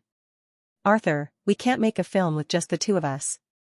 And you can't just toss these guys out on their ears. Whoa, whoa. Arthur holds up his hands, laughing. You've got it all wrong. I'm not firing anyone. This isn't about film at all. We're talking mechanics here. A collective sigh of relief sweeps through the room. I raise an eyebrow, intrigued despite myself. Mechanics? Arthur nods, his excitement infectious. That's right. I haven't quite cracked our next film project yet, but don't worry, we'll get there. For now, though, I've got an idea that you and I can sink our teeth into. My curiosity gets the better of me. What kind of idea are we talking about here? Arthur's grin turns conspiratorial. He jerks his head towards the door. Follow me, and I'll show you. As we leave the others behind and enter another room in the warehouse, I can't help but feel a mixture of curiosity and trepidation. Whatever Arthur's cooked up, it's bound to be interesting. And probably more than a little crazy. As Arthur leads me into the room, I can practically see the gears turning in his head. So, what's this experiment all about, Arthur? I ask, bracing myself for whatever wild idea he's cooked up this time. He flashes that mysterious smile of his, the one that usually precedes something either brilliant or disastrous. George, have you ever wondered if a complex mathematical problem could be solved by a machine? I blink, suddenly realizing where he's going with this. Oh, you want to experiment with a computing machine? But why? The famous dwarf Mustachio Ward already built the Ward engine. Isn't that enough? Arthur laughs, shaking his head. Yes, of course. But those machines are so limited. And programming them with punch cards is a nightmare. His eyes gleam with excitement as he continues, what if we could develop a machine that could do more, calculate faster, store more data, and solve more complex problems, all with less effort to instruct it? I stare at him, wondering if the success has finally cracked that brilliant mind of his. That's impossible, Arthur. And even if it weren't, it would take an impossible amount of time to develop such a machine. Ah, that's where you're wrong, my friend, he says, patting me on the shoulder. You have me. I have the genius brain to create a machine that could automate tasks, solve complex problems, and do much more that will revolutionize the world. I can't help but look at him like he's grown a second head. Has all this overnight success gone to your head? Are you feeling all right? But Arthur just laughs off my concern, already rummaging through electronic equipment with the enthusiasm of a kid in a candy store. I sigh, sending up a silent prayer. Great Forge Father, please keep an eye on my friend here. Make sure his mental health is intact and that success hasn't completely derailed his sanity. As I watch Arthur excitedly pulling out wires and components, I can't help but feel a mix of worry and excitement. Part of me thinks he's lost his mind, but another part can't help but wonder, what if he's right? What if we could create something that revolutionary? I shake my head, a reluctant smile tugging at my lips. All right, Arthur. I'm probably going to regret this, but where do we start? Arthur's POV.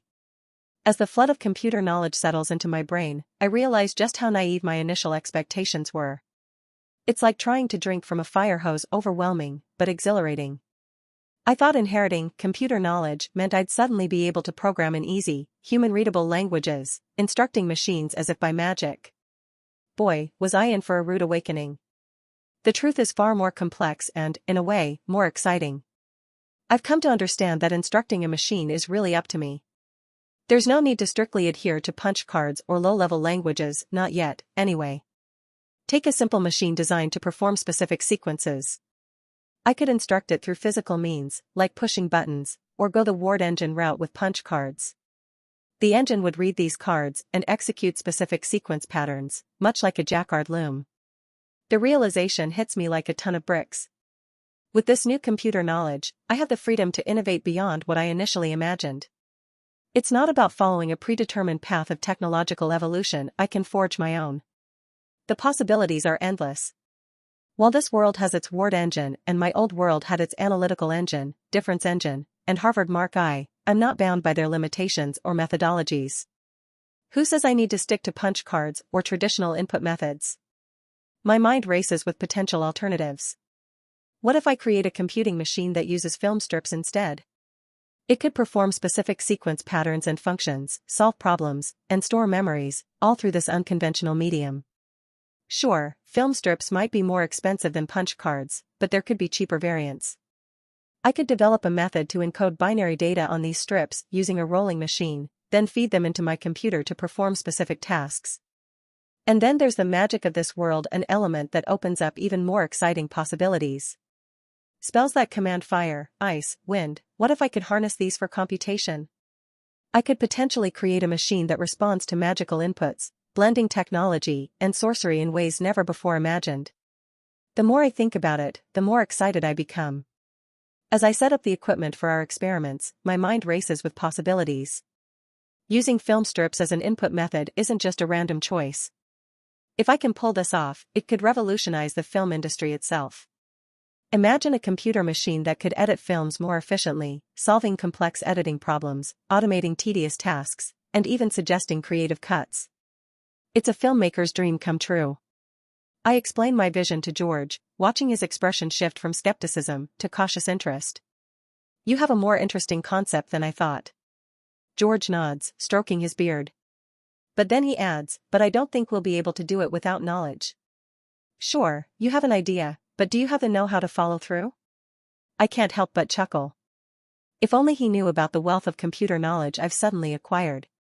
But I can't exactly tell him about my magical reward system, can I? Instead, I opt for a confident smile. Just trust me, George. I'm not a prince director for nothing. George snorts, shaking his head. Yeah, but the media calls you a prince director because of the Demonfather. That doesn't mean you have a genius mind for machines. His words sting a bit, but I can't fault his logic. From his perspective, I'm a filmmaker who's suddenly decided to revolutionize computing. It does sound a bit far-fetched. Arthur's POV. A week has flown by since George and I started our computing machine experiments. I've been stockpiling cheap film strips, ready to be encoded with binary.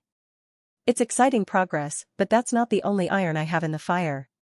Between tinkering sessions, I've been hammering out a script for our next film project.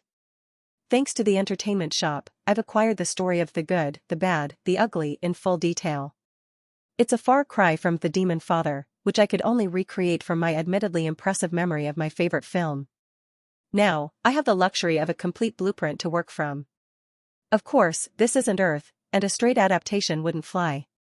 I've been tweaking the story to fit our magical, multiracial world.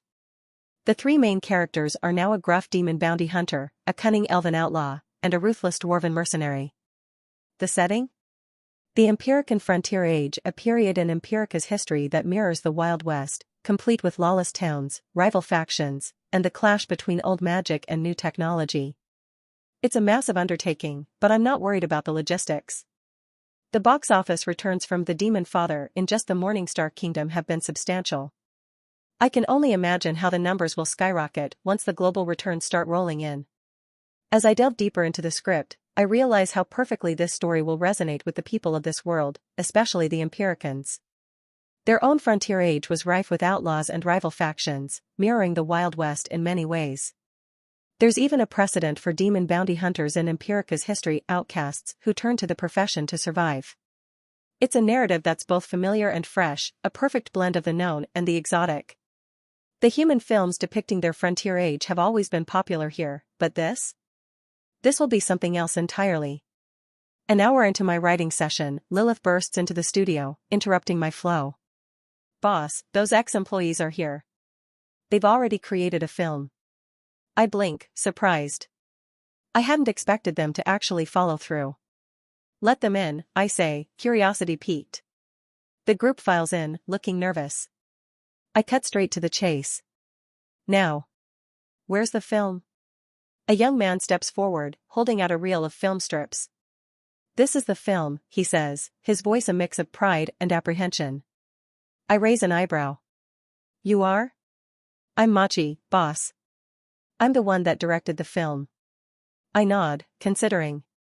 Don't call me boss yet, I caution him. We wouldn't know for sure if I'll be your boss or not later. Your film will decide it. Machi nods, understanding the stakes. Understood. As I take the film reel, I can't help but feel a surge of curiosity.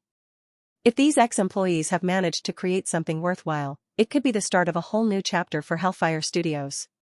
But first things first. I need to see what they've created. Alright, I say, turning to Lilith. Get the projector ready.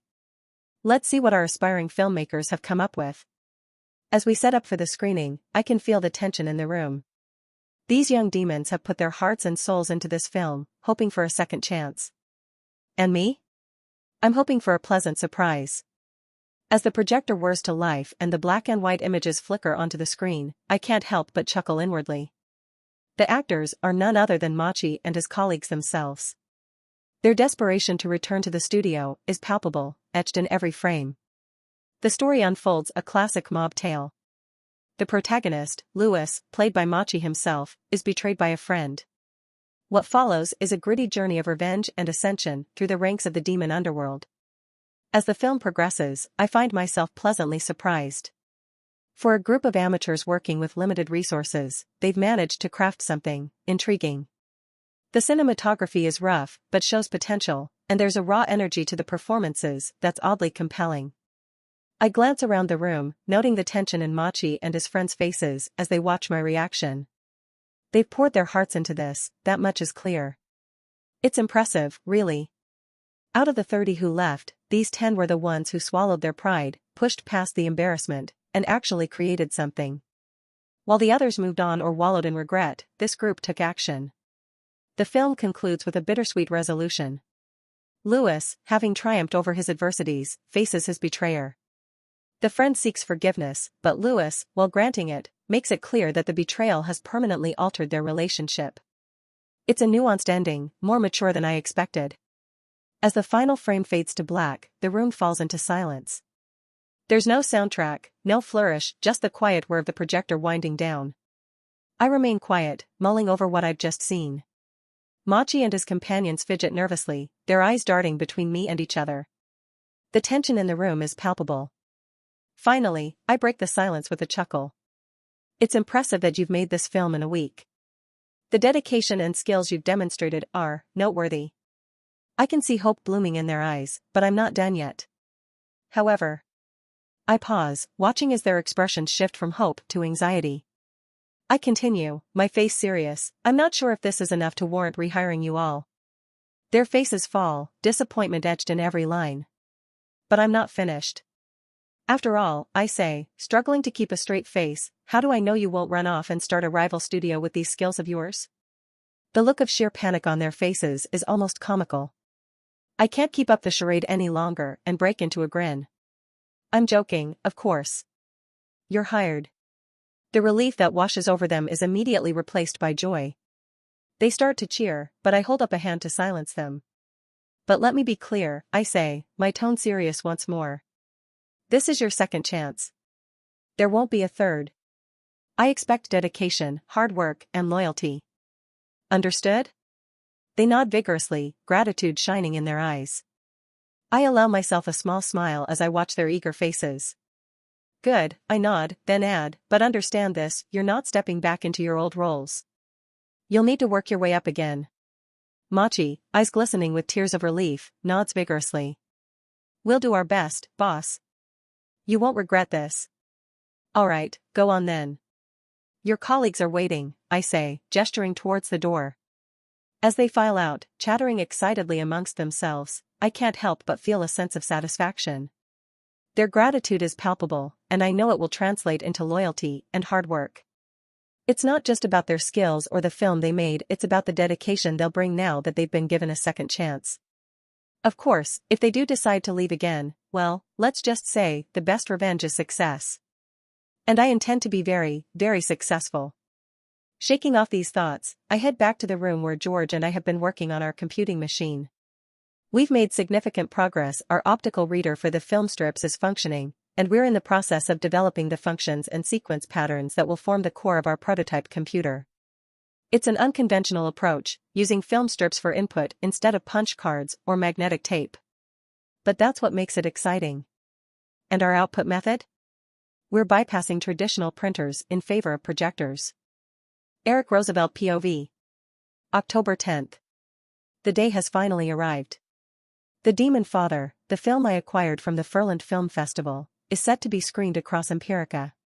My heart's racing with anticipation. I can't help but feel excited. If this film does well, it could mean a promotion for me. The thought makes my palms sweat. Working for Bryan Brothers has its challenges, especially when it comes to the executives. They were skeptical at first when I pushed to acquire the film for $1.5 million, not to mention agreeing to share a significant portion of the box office with Hellfire Studios. But their tune changed after I showed them the film. I still remember the conversation from a few days ago. One of them said, "You know, this film actually has a chance to turn a profit. It's the best I've watched in a while. Never expected this from a demon picture." Another chimed in, "I agree. It's just a shame we won't profit as much, because Eric gave away too much to that Hellfire Studios." I had to defend my decision. If I hadn't made that offer, that ex-prince wouldn't have agreed to the deal, I argued. At the time, the executives seemed to believe the film would profit, but they still thought we'd given too much to a fledgling demon studio. But then everything changed.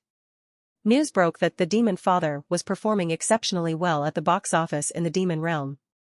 Suddenly, the executives were just as excited as I was about the film's potential here in Empirica.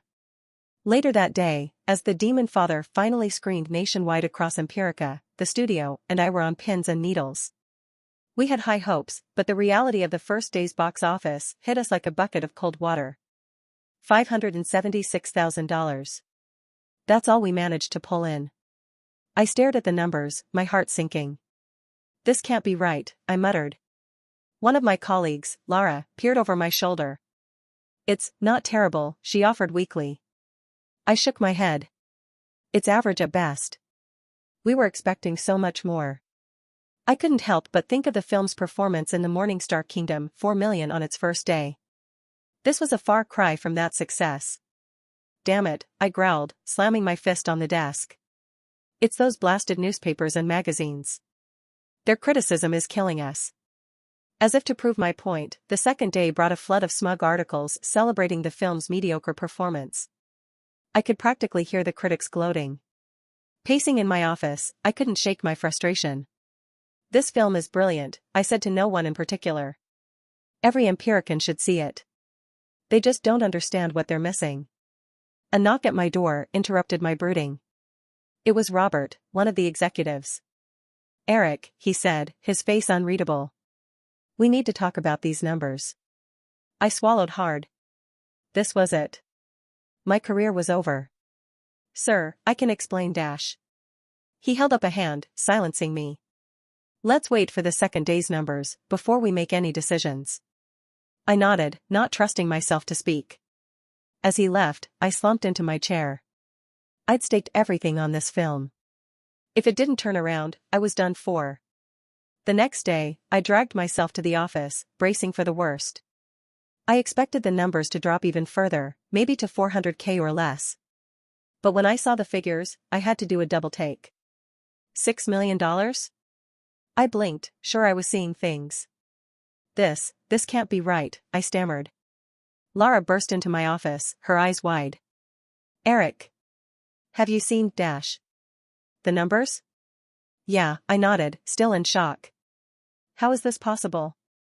How did we jump from 500K to 6 million in a day? Random Empirican POV. I'm just your average Empirican, really.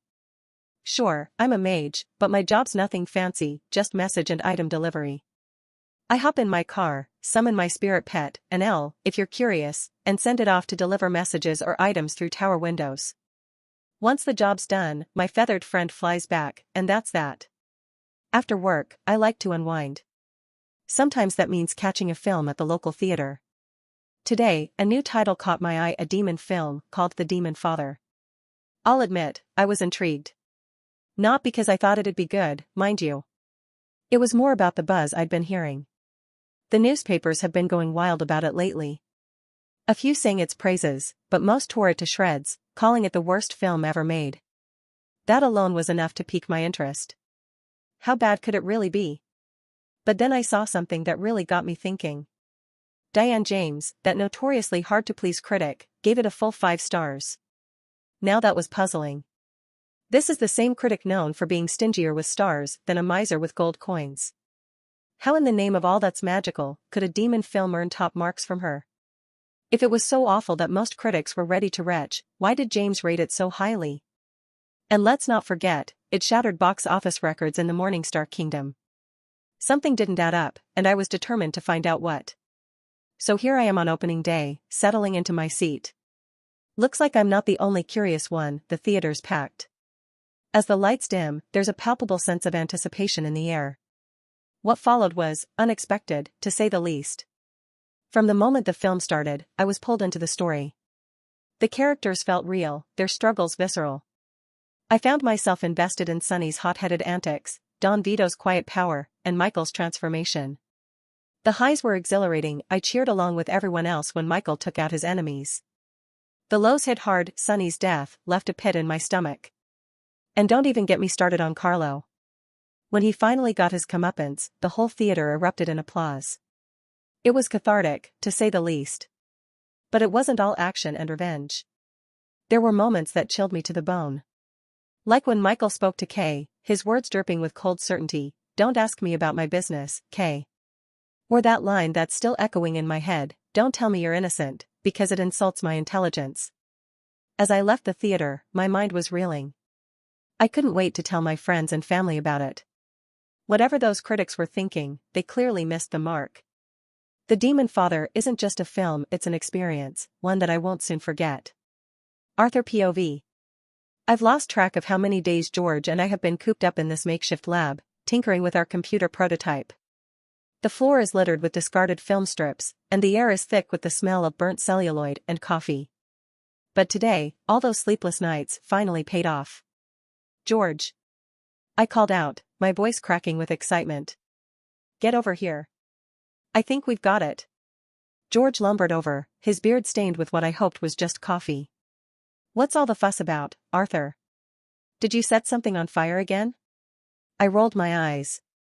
"That was one time, and it was your fault for leaving that potion so close to the light sensor." I gestured towards our contraption. "Look, I think we've finally got it working." Our computer was a sight to behold, a Frankenstein's monster of film projectors, light sensors, and enough gears to make a clockmaker weep. The light sensor, similar to those photomultiplier tubes that already exist, was the key to detecting the encoded film strips. "Okay, here goes nothing," I muttered, feeding a strip of film into the machine. On it, I'd encoded a simple math problem, 2 by 2. The black portions represented 0, the white one a rudimentary binary code. George leaned in, his breath hot on my neck. "You really think this contraption can do math?" "If I'm right, it should.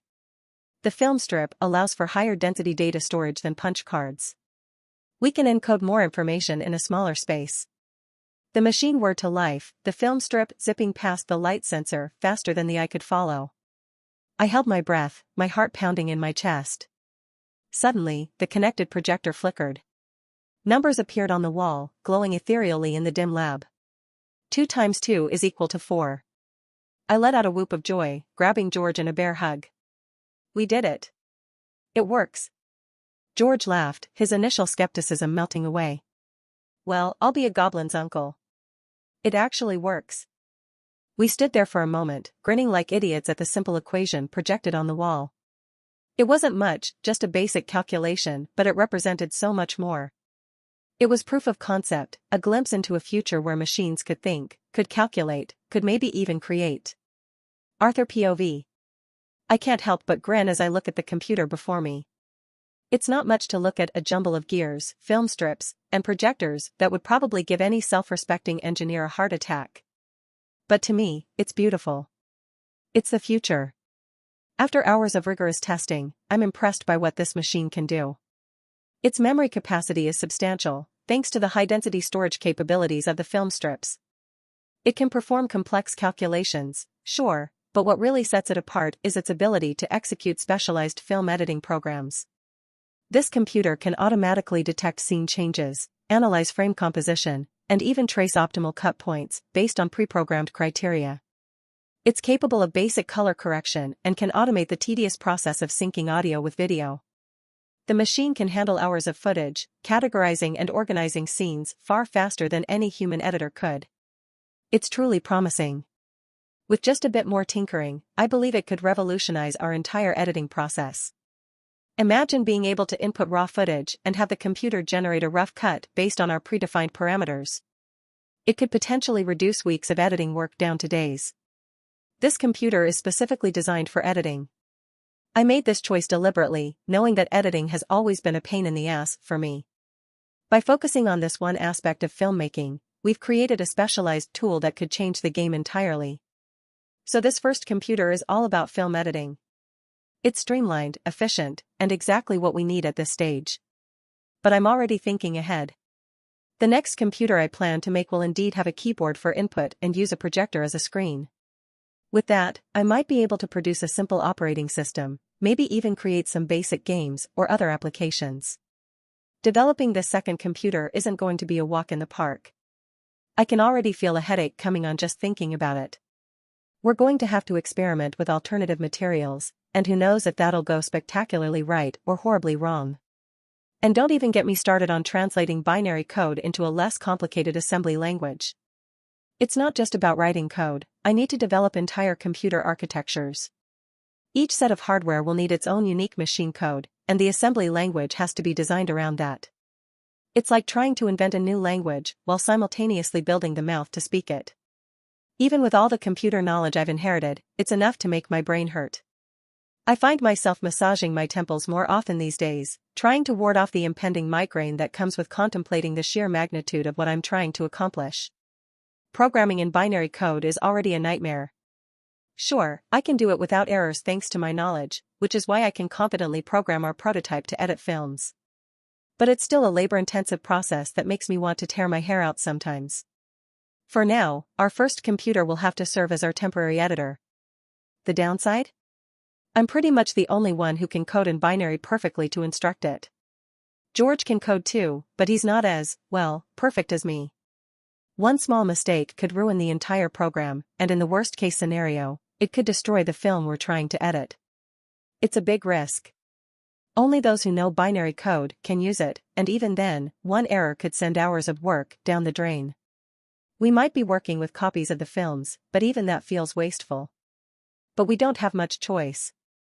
It'll have to do for now. Developing a more advanced computer, one that I'd actually call a computer with pride, is going to take time.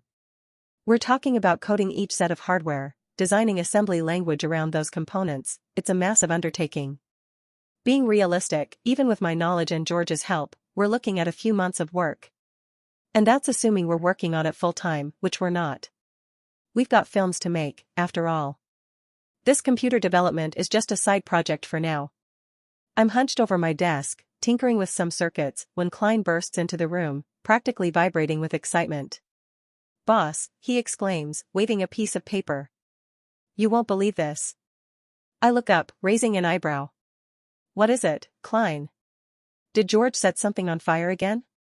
Klein shakes his head, grinning from ear to ear. "It's about the Demonfather. The international box office numbers are in. Now he's got my full attention. I'd almost forgotten about the international release in the chaos of our recent projects." "Well, don't keep me in suspense," I say, setting down my tools. "How bad is it?" Klein's grin, if possible, gets even wider. "Bad? Boss, it's incredible. We've made about 11 million in just 2 days of screening in Empirica, the Moon Kingdom in the Evros region, and the Southern Archipelago, Nizha and Tiger Kingdoms in South Anatolia." I nearly choke on my drink. 11 million? In 2 days? Klein nods enthusiastically. "Yes, and get this, we're doing even better in Empirica than we did here." I lean back in my chair, a slow smile spreading across my face. Well, I'll be damned. This is good. This is very good. As the implications sink in, my mind starts racing. This is good. I couldn't help but smile wider as the realization sank in. With the growing success of the Demonfather, our company's coffers were swelling. And that meant more resources for my pet project, the computer. As I leaned back in my chair, a thought struck me. Maybe it was time to think bigger. Hiring professionals who knew their way around binary code and computing machines could really speed things up. It was a tempting idea, especially considering how undervalued those skills were in this world. I chuckled to myself, imagining the reactions of the magic-obsessed masses. In a world where everyone was busy hurling fireballs or perfecting their sword techniques, the idea of pursuing computing was seen as a waste of time. Even the more practical types were all about mechanical skills or craftsmanship. The dwarves, with their powerful guns and cannons, were the pinnacle of technological achievement as far as most people were concerned. But I knew better. Those wasted skills could be the key to revolutionizing everything. Shaking my head to clear it of daydreams, I turned to Klein. "All right," I said, pushing aside my grandiose plans for the moment.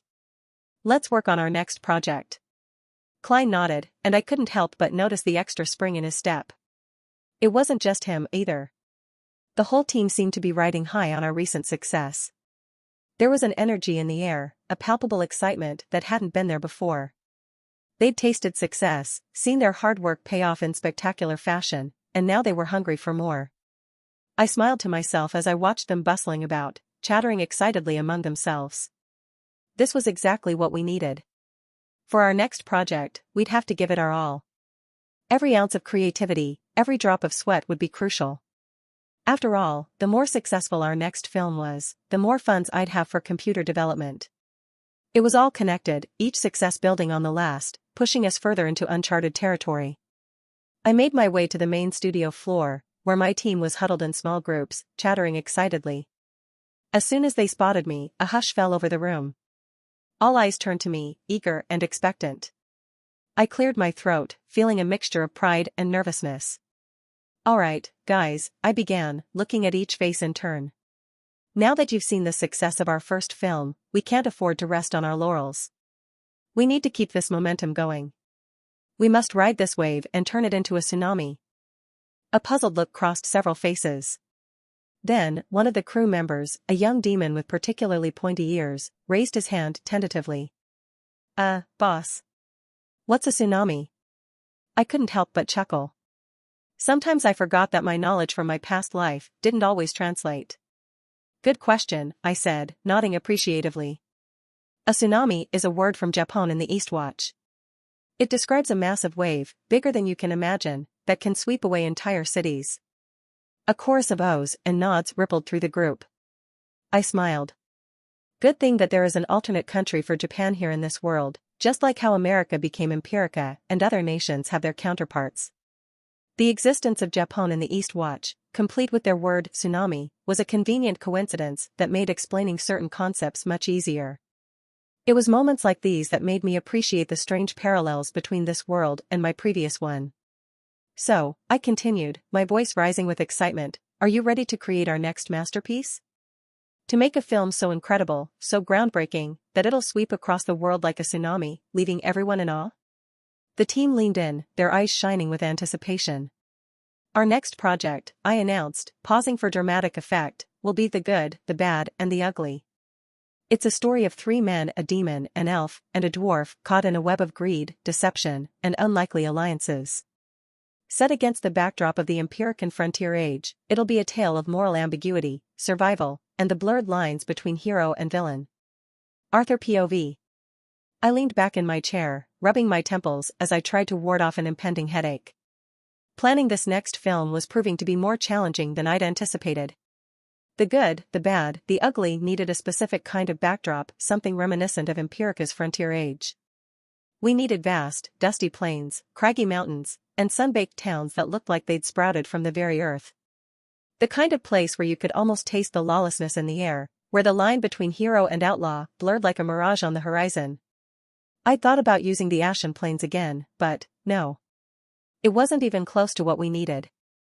My team had been working tirelessly, going through the proper channels to get permission to film in Empirica itself. But after days of back and forth, mountains of paperwork, and enough ass-kissing to make my jaw ache, we got our answer, a resounding no. I sighed, the weight of rejection settling on my shoulders. Deep down, I'd known this would happen. The government of Empirica, steeped in their Solaris faith, hated me. The success of the Demonfather had only made things worse. Speaking of which, I couldn't help but chuckle bitterly as I recalled the latest batch of magazines and newspapers I'd read. The headlines were getting more hysterical by the day. Demonfather popularity in Empirica alarming, government considers ban. Solaris faith leaders condemn blasphemous demon film. Is the Demonfather corrupting our youth? I shook my head, remembering some of the more creative criticism. One particularly spiteful article had declared, "The Demonfather is surely Arthur Morningstar's first and last success. A one-hit wonder if ever there was one." Even some demon newspapers and magazines were jumping on the bandwagon, eager to predict my downfall. Part of me wanted to laugh. Another part wanted to scream. But mostly, I felt a deep, burning determination. They thought the Demonfather was a fluke? They thought I couldn't do it again? I'd show them. We'd find a way to make this film, with or without Empirica's blessing. I paced back and forth, my mind racing. How could we create the perfect backdrop for our project? The Ashen Plains were close, but not quite there. We needed something more controllable. Suddenly, it hit me like a ton of bricks. A big studio. No, scratch that, a massive studio. The ashen planes couldn't completely capture what I had in mind, but what if we could build our own interior sets? We could design every establishment, every dusty street corner, to match the vision in my head. We'd still use the ashen planes for some exterior shots. There were a few spots that were pretty close to what we needed, but the bulk of our filming could be done in a controlled environment. It would be a mix of interior and exterior filming. And now, with me having millions of dollars scattered across various banks in the kingdom, we could actually pull this off. Energized by the idea, I stood up and looked over at my team. They were huddled in small groups, deep in discussion about our predicament. Time to shake things up. I clapped my hands sharply.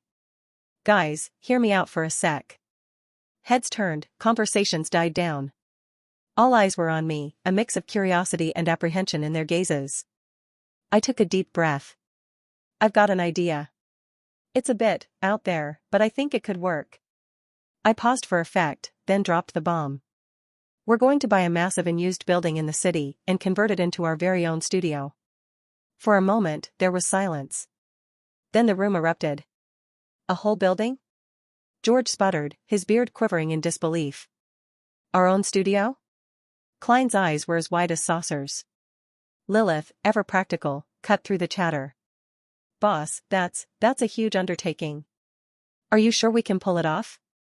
I nodded, a grin spreading across my face. I know it sounds crazy, but think about it. We'd have complete control over our sets. We could build exactly what we need, down to the last detail. I could see the idea starting to take hold. The initial shock was wearing off, replaced by excitement and possibility. We've got the funds now, I continued, warming to my theme. We can make this happen. Just imagine Hellfire Studios, with its own massive production space. We'd be the envy of every filmmaker in the kingdom.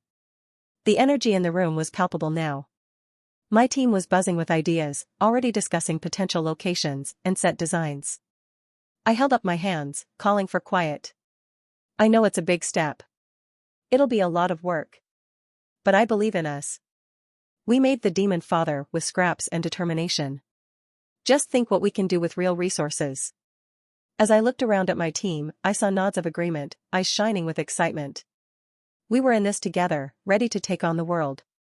Riding the wave of enthusiasm, I decided to strike while the iron was hot. All right, I said, clapping my hands together. Time to put this plan into action. I need you all to scout for a massive building we can convert. Think big, maybe a grand theater that's fallen on hard times, or better yet, an unused arena. I could see confusion on some faces, so I elaborated. You know, one of those big arenas they use for those flashy martial arts tournaments or magical duels. A chorus of ohs rippled through the group as understanding dawned. You mean like the Crimson Coliseum? Lilith piped up. Where they host the annual sword and sorcery spectacular? I nodded, a grin spreading across my face. That's right. Those kinds of places. For those who didn't grow up in this world, these arenas were a big deal. They hosted everything from nightly sword-fighting tournaments to high-stakes magical duels. It's like a cross between a Roman gladiator arena and a modern-day sports stadium, but with more fireballs and flying swords. In these events, knights would clash in spectacular sword fights, their enchanted blades ringing out as they connected. Mages would face off in spell-slinging competitions, trying to outdo each other with increasingly potent and flashy magic. It was a spectacle of skill, strength, and arcane power that never failed to draw massive crowds. These events are hugely popular, I continued, but there might be some older arenas out there that have fallen out of use. Maybe they're too small for the big leagues now, or they're in need of repairs. That's what we're looking for, something with good bones that we can reshape to fit our needs. I could see the wheels turning in my team's heads. They were starting to envision the possibilities. Now, I know it sounds like a tall order, I admitted, but think about it. These places are already designed to accommodate large crowds and host spectacular events. With some renovations, we could turn one into the perfect film studio. George scratched his beard thoughtfully. We'd need to build sets, install lighting rigs. Exactly, I nodded. But we'd have the space to do it all. We could create our own little world inside those walls.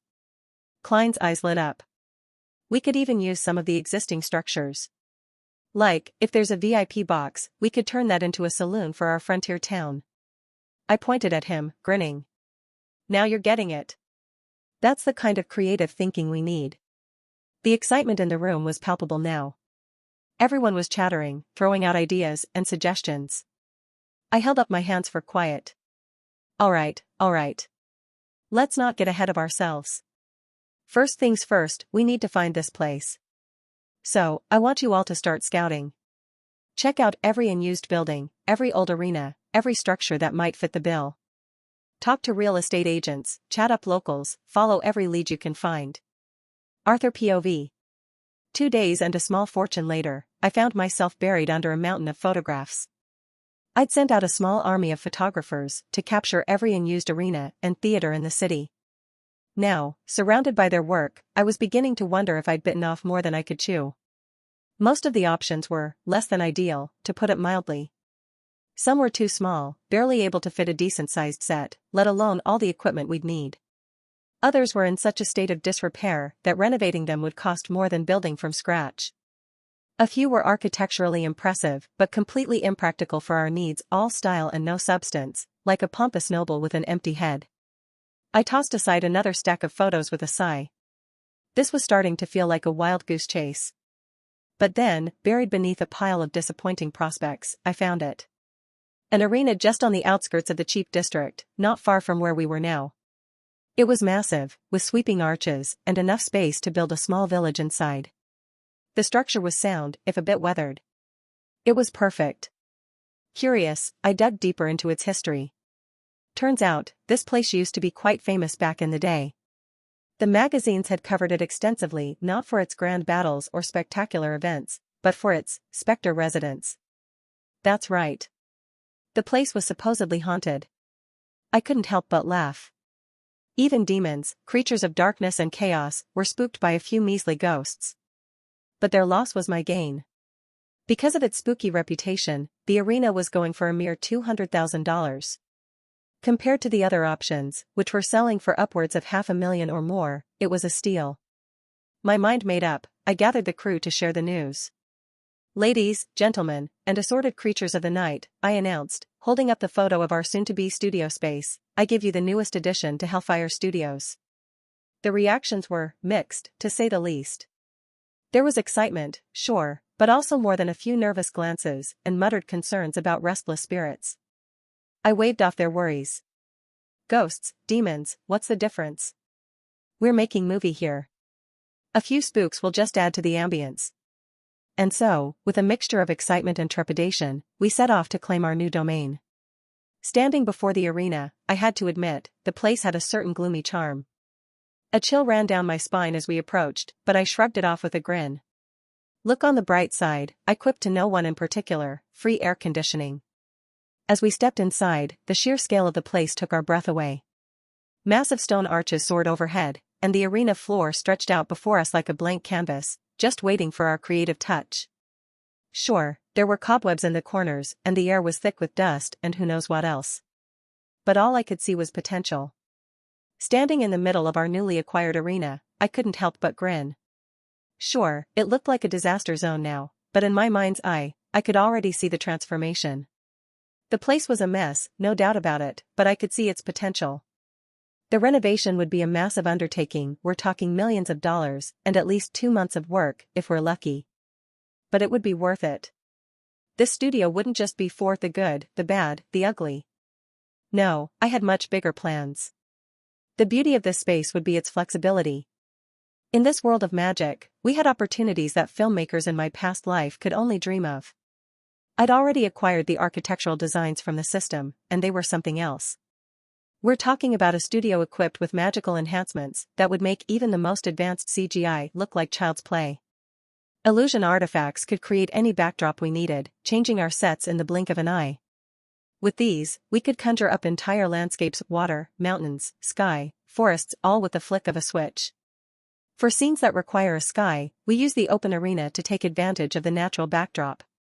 If the scene needs to be set during a specific time, like day or night, that doesn't match the current conditions, we can easily adjust it.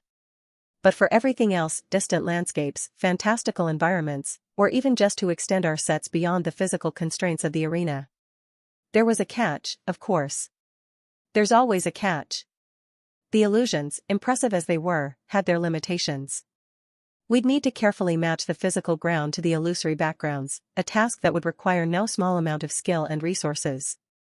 And then there were the magic cores that powered these artifacts. Those didn't come cheap.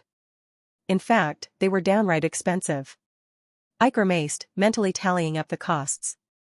The initial renovation was just the beginning. Maintaining this technological marvel would be an ongoing drain on our resources. We'd be burning through magic cores like there was no tomorrow, each one eating into our bottom line. No other studio, human, elven, or dwarven, would risk this much.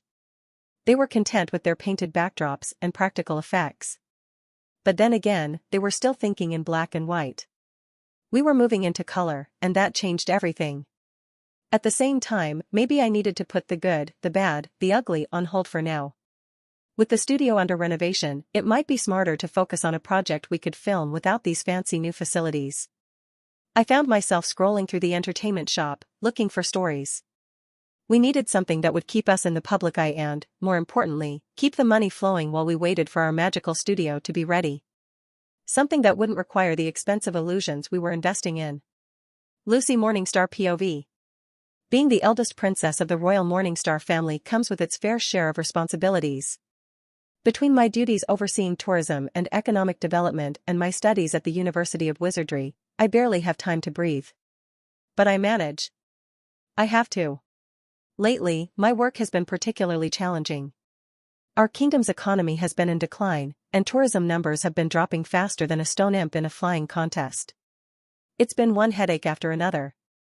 So when Lord Vermilion, my chief economic advisor, burst into my study with an unusually chipper expression, I was immediately suspicious. "Your Highness," he said, practically bouncing on his toes, "I have some rather surprising news." I raised an eyebrow. "Oh? Don't keep me in suspense, Vermilion." He cleared his throat, clearly relishing the moment. "We've seen a rare increase in both tourism and economic investment in the kingdom. It seems we have some new admirers." Now he had my full attention. "Admirers?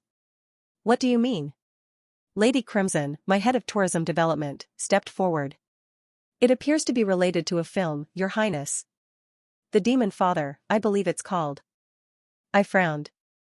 Between my studies and my duties, I'd been rather out of the loop. "The Demonfather?" I muttered, more to myself than anyone else. Lord Azura, one of my younger advisors, couldn't contain himself. "You haven't heard of it, Your Highness? It's a masterpiece. The best film I've ever," he caught himself, shrinking back. "Apologies, I got carried away. I'm somewhat of a fan." His enthusiasm piqued my curiosity. "No need to apologize, Azura. Tell me more about this film. What's it about?" Lady Crimson cleared her throat.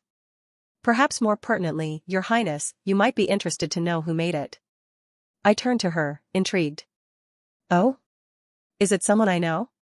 "In a manner of speaking," she said carefully. "It was made by your brother." My mind immediately went to Bobby and his endless self-aggrandizing projects. "Bobby's made a good film?" "That's unexpected." "Not Bobby, Your Highness," Lord Vermilion corrected gently. "It was made by the exiled prince. Arthur." "Arthur?" I couldn't keep the shock from my voice. My little brother, the one we'd all written off as a failure, had made a film? And not just any film, but one successful enough to impact our kingdom's economy? Lucy Morningstar POV. I eyed my advisor skeptically. "Arthur? The same Arthur who couldn't even summon a decent fireball? How in the nine hells could he have made a film influential enough to boost our economy and tourism?" "It must be a coincidence that our kingdom is suddenly popular with other races," I said, my voice laced with doubt. "There has to be another explanation." My advisors exchanged uneasy glances. Lord Azura, ever the enthusiast, piped up, "But Your Highness, how else could our demon kingdom become so popular without reason?" I fixed him with a cold stare, watching with satisfaction as he shrank back. Good. A servant should know their place. My magical prowess far outstrips his, he'd do well to remember that. "I'm not saying there's no reason for our kingdom's sudden popularity," I said, my voice sharp. I'm asking for a reasonable explanation. Anyone? Lady Crimson cleared her throat delicately. Your Highness, perhaps it's due to Luck Marbaz's recent victory in the saber competition? I pondered this for a moment. I wasn't aware saber competitions had such a wide appeal. An idea struck me. Still, we should capitalize on this. Let's use Luck as a brand ambassador for the kingdom. As I began outlining plans, I noticed Azura lurking in the corner, a look of poorly concealed resentment on his face. Irritation flared within me. Do you have something to add, Azura? I asked, my tone deceptively calm. He bowed stiffly. Please, Your Highness. Just give the Demonfather a watch. Without waiting for a response, he turned and left the room. I bit back a growl of frustration. Stubborn bastard. Part of me wanted to have him reprimanded for his insolence. But another part, a quieter part, whispered that maybe there might be something to the film after all. I shook my head, dismissing the thought. No. Arthur couldn't possibly have created something so impactful. Could he? What if Azura was right? What if Arthur's film really was as remarkable as Azura claimed? I sighed, massaging my temples. Perhaps it wouldn't hurt to give this Demonfather a watch. Just to put the matter to rest, of course. Nothing more. Anis Hades POV. The acrid smell of brimstone hit me as soon as we stepped off the airship. Ah, the sweet stench of home. I grimaced, already missing the comparatively fresh air of Empirica. Remind me again why we're here? I muttered, more to myself than anyone else. Don Leviathan, his serpentine form coiled elegantly beside me, chuckled. Vacation, my boy. Even demons need a break now and then. I snorted. Vacation? In the Morningstar Kingdom? A few weeks ago, that would have been a punchline, not a plan. And it was true. Compared to the human, dwarven, or elven kingdoms, our homeland was, well, let's just say it wasn't winning any awards for comfort or entertainment. Sure, other races might look down their noses at us, but at least they had decent plumbing. But here we were, joining the throngs of tourists, demon and non-demon alike, all because of a film. The Demonfather, I mused, shaking my head. Who'd have thought a demon-made movie could cause all this fuss? Don Leviathan's forked tongue flicked out, tasting the air. Never underestimate the power of a good story, Anis. Especially one that shows our world in a new light. As our car wound its way through the streets, I couldn't help but notice the changes. The city seemed livelier somehow. Less doom and gloom, more hustle and bustle. It's been a long time since I've seen my hometown, Don Leviathan said, his usually stern face softening with nostalgia. I nodded, not really sharing his sentiment. My eyes were fixed on the road ahead, watching as the sprawling expanse of Great Neck came into view. There, Don Leviathan said suddenly, pointing with his tail. That's where Sonny died. I followed his gaze to a toll booth in the distance. Even from here, I could see the cluster of tourists, cameras flashing as they posed at the infamous site. Unbelievable, I muttered. They're treating it like some kind of amusement park. Don Leviathan shrugged, his scales shimmering in the dim light. It's bringing in money, isn't it? And attention. Maybe that's what our kingdom needed all along. I fell silent, pondering his words. As much as I hated to admit it, he had a point. For better or worse, the Demonfather had put us on the map. As we pulled up to the infernal heights, I found myself wondering about the demon behind it all. This Arthur Morningstar. What kind of prince makes a film that turns his whole kingdom upside down? Arthur POV. These past few days, I've been burning through entertainment points like there's no tomorrow. 100,000 points for just the script of the first Lord of the Rings movie. It's steep, but worth it. I didn't stop there. In the novel category, I snagged Harry Potter and the Philosopher's Stone for a cool 200,000 points. It's not cheap, and the prices for the subsequent volumes and Lord of the Rings movies are even higher. But I'm not too worried. Each of these will help me rake in both entertainment points and cold, hard cash. It's funny, really. One of the reasons I went for the good, the bad, the ugly was its relatively low cost. Who knew it'd end up being such a headache to produce? Back in my old world, it would have been a breeze to film minimal CGI, straightforward production. But here? It's turning into a logistical nightmare. Finding a country willing to let a demon studio film on their turf is like pulling teeth from a dragon. The backdrop we need, vast dusty plains and craggy mountains, isn't unique to Empirica. But other countries with similar landscapes are giving us the cold shoulder. Same reason as Empirica, apparently, I've offended their religion. That's why I've pivoted to The Lord of the Rings. Surprisingly, it might be easier to film here. There are locations right here in the kingdom that are dead ringers for Middle-earth, no illusions required. The province bordering the Ashen Plains? It's a spitting image of Mordor, minus the whole Land of Shadow bit. The Gloomstone Forest could pass for Mirkwood or Fangorn with minimal set dressing. And the rolling hills of the Eastern Province? Hobbiton, here we come. It's almost too perfect. In a world already filled with fantasy elements, The Lord of the Rings feels right at home. We won't need nearly as much CGI as the original films did. Real magic, real fantastical creatures, it's a filmmaker's dream. Of course, it's not all smooth sailing. We've got our own unique challenges to face. But compared to the political minefield of the good, the bad, the ugly? I'll take orcs and elves any day. But casting for The Lord of the Rings was going to be a headache and a half, but one problem loomed larger than the rest: how in the nine hells was I going to cast a dragon? Sure, my father and eldest brother each had a wyvern at their beck and call, but I needed a proper dragon. The kind that could make Smaug look like a lizard with delusions of grandeur. Problem is, dragons only live on the Eden continent, home to the forest kingdom of the environmentalist elves and most of the dwarven kingdoms. It's a massive landmass, big enough to house creatures of that size and temperament. But it might as well be on another planet for all the good it does me. Speaking of Harry Potter, I'm toying with the idea of releasing it as a book here. It'll be interesting to see how people in this world react. Of course, I'll need to tweak a few things, we're already in a fantasy world, after all. But I'm confident I can modify it without losing the charm that made it a hit back on Earth. I was so lost in thought that the knock on my office door made me jump. I looked up to see Klein poking his head in. "Boss, someone wants to see you," he said, looking a bit uncertain. I raised an eyebrow. "Oh? Who is it?"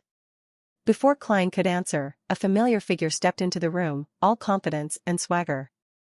"It's me. Rupert Darkflame." I blinked, genuinely surprised.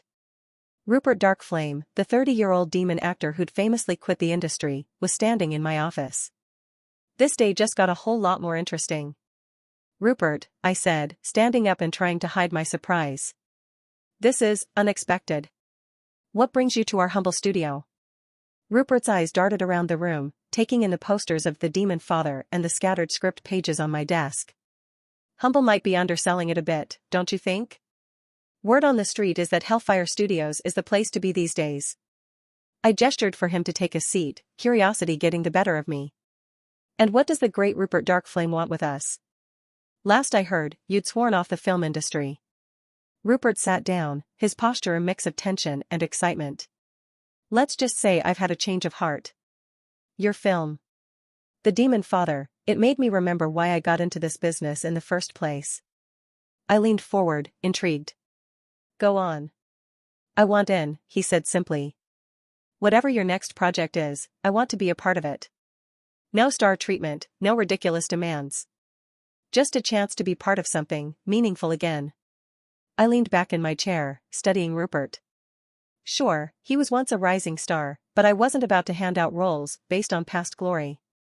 Hell, the only reason I even knew about him was because of his brother, Damien Darkflame, the current top demon actor. I hadn't even seen any of their films. "You're interested in being part of my next film?" I chuckled, deciding to test the waters. "Our next project isn't even off the ground yet. We haven't started casting. What makes you so sure it'll be as good as the Demonfather?" Rupert's eyes flickered to the scripts on my desk, a smile playing on his lips. "Call it demon instinct, but I've got a feeling I don't want to miss out on whatever Hellfire Studios does next." He paused, a hint of regret in his voice. I'm kicking myself for not accepting the role of Sonny when I had the chance. Ah, right. I vaguely remembered sending out invitations to some down-on-their-luck actors, rock-bottom list. Guess Rupert was on that list. "Instinct, huh?" I said, unable to keep the amusement from my voice. "Did you know the entire film industry, not just demons, but the whole lot, is scrutinizing me?" They're saying the Demonfather was a fluke, a one-hit wonder. That I just got lucky. Rupert's smile didn't falter. Mr. Morningstar, I couldn't care less about media speculations. All I know is that I want in on your next project, whatever it is. Even if it's just a bit part, I'll take it. I raised an eyebrow, intrigued. Here was Rupert Darkflame, part of a renowned acting family, practically begging for any role he could get. It was unexpected, to say the least. That's quite an offer, Rupert, I said, measuring my words carefully. But I have to ask why. Why are you so determined to work with us? Rupert leaned forward, his eyes intense. Because you're doing something different. Something real. The big studios, they're all about playing it safe, churning out the same old drivel. But you? You're shaking things up. And I want to be part of that. I nodded slowly, considering his words. There was a hunger in Rupert's eyes, a desperation almost. It was intriguing, but also a bit concerning. All right, Rupert, I said finally. I appreciate your enthusiasm. But let's get one thing straight, if you do end up in our next project, there's no star treatment. You'll be part of the team, just like everyone else. Can you handle that? Rupert's face broke into a genuine grin. Handle it? Mr. Morningstar, that's exactly what I'm looking for. I couldn't help but smile back. Well then, let's talk details. But remember, nothing's set in stone yet. We've got a long way to go before we start casting. Vivian POV. It's funny how quickly things can change. A few weeks ago, I was just another struggling actress. Now? I can barely walk down the street without being recognized as Apollonia from the Demonfather. Managers, agents, directors, suddenly everyone wants a piece of me. My own manager's been relentless, pushing me to accept some high-paying role or another. It's overwhelming, to say the least. I should be thrilled. This is what I've always wanted, right? To be in demand, to have my pick of roles. But every time I think about accepting one of these offers, something holds me back. I can't stop thinking about Hellfire Studios. About their next project. About Arthur. It's ridiculous, really. My part in the Demonfather was tiny. Just a few scenes. But those few scenes were enough to launch my career into the stratosphere. And working with Arthur, seeing his vision come to life, it was unlike anything I've experienced before. I catch myself wondering what he's planning next. Will it be another period piece? Something different? Whatever it is, I want to be a part of it. I know.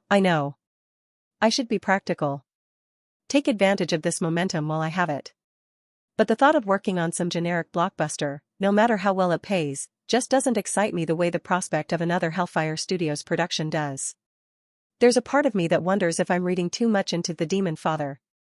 All those rumors about hidden messages, about it being some kind of elaborate chess game involving the Morningstar royal family, it's probably just gossip. Right? But then I remember the intensity in Arthur's eyes during filming. Maybe there was more to it than I realized.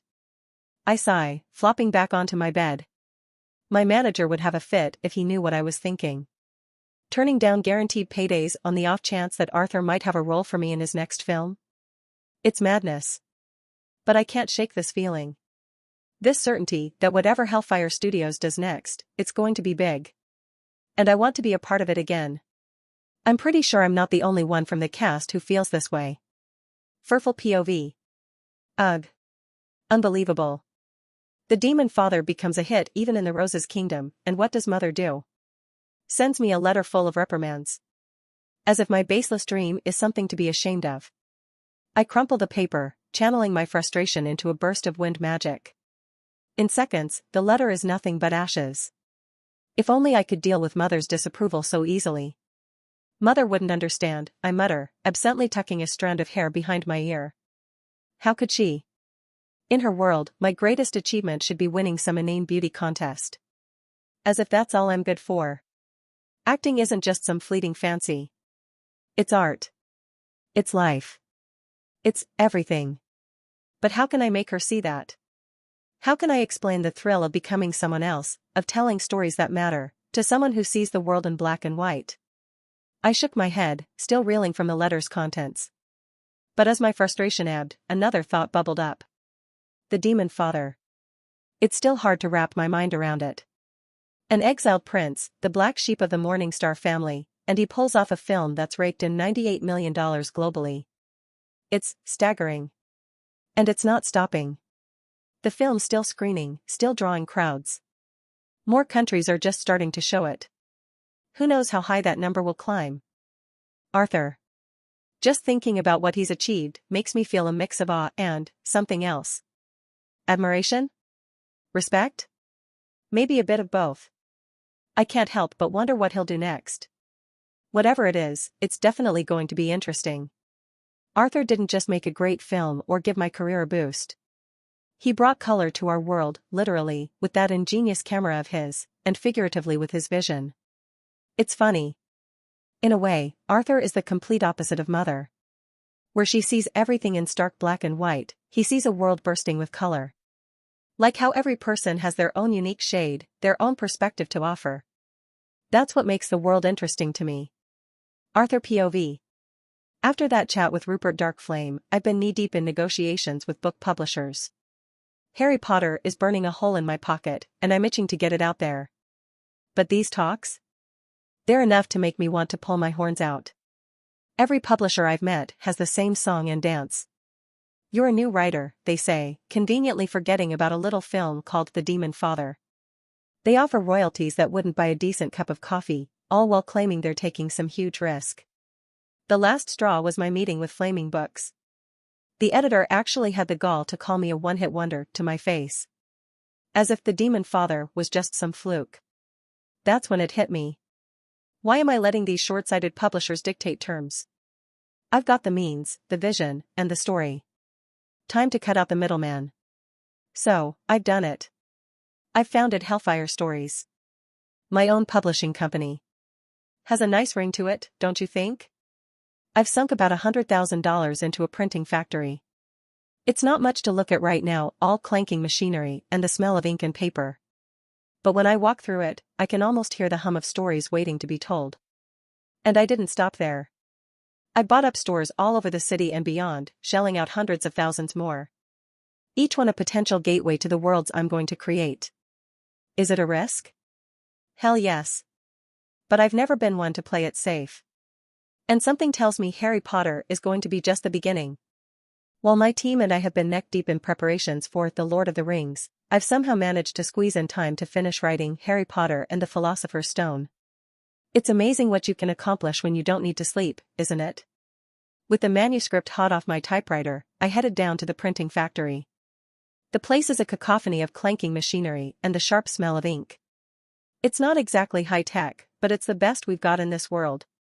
I handed the manuscript to Grigory, the demon overseeing the printing. He thumbed through the pages, his brow furrowed in concentration. So, how long will it take? I asked, trying not to sound too impatient. Grigory scratched his chin, leaving a smudge of ink. Well, Mr. Morningstar, considering the volume and our current capabilities, I'd say we can have the first batch ready in about 3 weeks. I must have looked surprised, because he quickly added, that's if we run the presses day and night, of course. It's not like those fancy human factories, but we'll get it done. 3 weeks. In my old life, that would have seemed glacially slow. But here, with our steam-powered presses and handset type, it's practically lightning speed. I nodded, trying to hide my impatience. All right, Grigory. 3 weeks it is. Just make sure the quality is top-notch. Leaving the printing factory behind, I head back towards the studio. It's funny how things change. These days, the place is swarming with actors, mostly the ones who couldn't get the time of day from big studios before. Now they're lining up to audition for our next project. The crowds got so bad we had to move auditions to that big warehouse I snagged in the cheap district. Who would have thought we'd outgrow our space so quickly? As I stroll down the streets, I can't help but notice the change in how people look at me. Gone are the sneers and whispers of trashy prints. Now, I see admiration in their eyes. It's different. Not unwelcome, but definitely going to take some getting used to. Don't get me wrong, there are still plenty of demons who'd love to see me fall flat on my face. Can't please everyone, I suppose. But the shift is undeniable. What really throws me for a loop is the reaction from other races. I overhear an elf whispering to his dwarf buddy, "That's Michael Corleone," as I pass by. It takes everything in me not to turn around and correct them. I'm not Michael, I just played him. But then again, maybe that's the point of good acting. A group of young humans actually stops me, asking for autographs. Me. The demon they probably would have crossed the street to avoid a few months ago. I sign their papers, trying to keep my hand from shaking. It's surreal. Before I know it, I'm actually starting to feel like a superstar. It's a far cry from the trashy Prince label I'd been stuck with for so long. As I finally make it back to the studio, dodging another group of autograph seekers, I can't help but shake my head. Fame is a fickle thing. One minute you're the laughingstock of the kingdom, the next you're everyone's favorite demon. I just hope I can keep this momentum going. Because if there's one thing I've learned, it's that in this business, you're only as good as your last hit. And I've got no intention of being a one-hit wonder. I step into the warehouse, and it's like walking into a beehive. Actors are everywhere, all buzzing with nervous energy, hoping to land a role. But my attention is immediately drawn to my team huddled in the corner, looking like they're about to draw swords on each other. "How are you doing, guys? Auditions going all right?" I call out, making my presence known. "You all look like you're about to start a brawl." Mercy, one of our casting team members, is quick to respond. "No, Your Highness. We're not fighting, but we've got a bit of a disagreement with the casting director." Mart nods, pointing at two actor profiles. "Klein says this guy performed better, but we think it's the other one." I take the profiles, eyeing them carefully. One's an imp demon, the other a dwarf. Neither screams Gollum to me, but I keep that thought to myself for now. "Alright, what's the story here?" I ask, bracing myself for the drama. Klein jumps in, explaining how the imp demon nailed the performance, his voice dripping with enthusiasm. But before he can finish, Mercy cuts in. "See, boss? He's clearly biased. I bet that imp's his cousin or something." Mart nods vigorously. The dwarf was definitely better. No contest. I resist the urge to roll my eyes. They're arguing over Gollum, of all roles? Neither of these guys looks remotely like the character I have in mind. Before things can escalate further, I hold up my hands. "Alright, guys, let's pump the brakes here. To be honest, I don't think either of them is quite right for Gollum. The looks on their faces are priceless. You'd think I'd just announced we're making a romantic comedy instead of Lord of the Rings." "What? Why?" Klein sputters. Mercy chimes in, "Don't you want to see their performances first, boss?" "Yeah, how can you know they're not right without even seeing them act?" Mart adds, looking perplexed. I sigh internally. If I tell them it's because neither actor looks the part, they'll probably accuse me of being shallow. But the truth is, Gollum is such a unique character, we need someone who can embody him physically as well as dramatically. "Look, I just know, alright?" I say, trying to sound confident rather than dismissive. Sometimes you've got to trust your gut in this business. They don't look convinced, but they're not arguing either. Small victories, I suppose. "Alright, let's put a pin in this argument for now," I say, gesturing towards the line of increasingly antsy actors. "We've got a warehouse full of people waiting. We can duke it out later." Klein nods, looking properly chastised. "Yes, boss." I make my way to the center of the judging table, settling into the slightly taller chair reserved for me. It's a bit much, if you ask me, but apparently it's expected. Image and all that. With a nod to the crew, I signal for the auditions to begin. One by one, actors step forward, each hoping to be the next big thing in Hellfire Studios' upcoming blockbuster. I put on my best serious director face, pen poised over my notepad. To anyone watching, I probably look like I'm jotting down detailed critiques of each performance. The reality? Most of my notes consist of average or bad, with the occasional good thrown in when someone actually impresses me. It's not that I'm being harsh. It's just, well, when you've got the original performances etched into your memory, it's hard not to compare. As I'm contemplating whether mediocre is too mean to write down, the next actor steps up. I barely glance up at first, expecting more of the same. But then I do a double take so hard I nearly give myself whiplash. Holy hellfire. The being standing in front of me looks like Gollum's long-lost twin. Or cousin. Or whatever the equivalent would be for a creature that's meant to be one of a kind. Arthur POV. I blink hard, wondering if I'm hallucinating. But no, he's still there. Gaunt, wide-eyed, with that unmistakable hunched posture. It's like Andy Serkis stepped out of my memories and into this world. I lean forward, suddenly very interested. What's your name? I ask, trying not to sound too eager. The creature, demon? Goblin? I'm not even sure, blinks those massive eyes at me. I'm Imcrag, your royal highness, he says, his massive eyes fixed on me as he bows so low I half expect him to topple over. I can't help but study him. He's not quite as thin as Gollum, and that afro is definitely a new look, but I can see the potential. With the right diet and some potions, he could definitely pull off the appearance. The hair we can work with. Are you a demon? I ask, my curiosity getting the better of me. Well. Imcrag hesitates, and I know that look. He looked like he had an identity crisis. It's like a person who's deciding if he's Asian or American. Well? I prompt, trying to keep my tone gentle. Imcrag glances around nervously before leaning in. I can be a demon, your highness. But also. He lowers his voice, I'm an imp demon. And also a dwarf, your royal highness. Imp demon and a dwarf? I mutter, intrigued. Now that's a combination you don't see every day. Before I can respond, I catch snippets of not-so-whispered comments from the other actors. Hee, no wonder he looked like that. He looks so ugly. An imp and dwarf like him thinks he can get a role with his appearance? Heh. I feel a flash of anger, but I force myself to ignore them. However, I can see Imcrag's affected by the comments. Time for a distraction. Is it natural for an imp and dwarf like you to have a hunched posture like that? I ask, gesturing to his golem-like stance.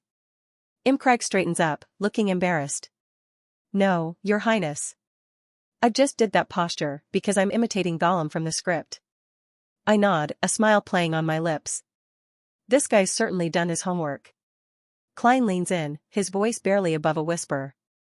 Boss, he's too, well, ugly for the role. We demons might not care, but the other races? They'll hate it. Mercy nods, chiming in, yeah, we're after the right look for Gollum, right? This guy doesn't cut it. I have to bite back a laugh. If only they knew. They're so hung up on appearances, because I didn't spell out Gollum's full description in the script. Just his body language and height. Same for the other characters. Sometimes, less is more. I level a steady gaze at them. You don't get to decide who I choose. Their mouths snap shut so fast I swear I hear teeth click. Imcrag's shoulders slump, his big eyes downcast. Your Royal Highness. I guess I won't be getting the role. His voice is heavy with disappointment as he turns to leave. Wait. My voice is quiet, but it freezes him in his tracks. He turns back, fear flickering across his face. Poor guy probably thinks I'm going to humiliate him like the rest. But what comes next shocks everyone, Imcrag included. You will get the role of Gollum. Still want to leave? Imcrag's eyes go wider than I thought possible. Is this a joke, your highness? I can't help but smile at his disbelief. Not a joke. You'll definitely be in the project. The room erupts into shocked murmurs. Klein and Mercy look like they've been slapped with a wet fish. But Imcrag? The hope dawning on his face makes it all worth it. Sometimes, you've got to trust your gut in this business. And right now? My gut's telling me we found our Gollum. Imcrag POV. I can't believe my ears.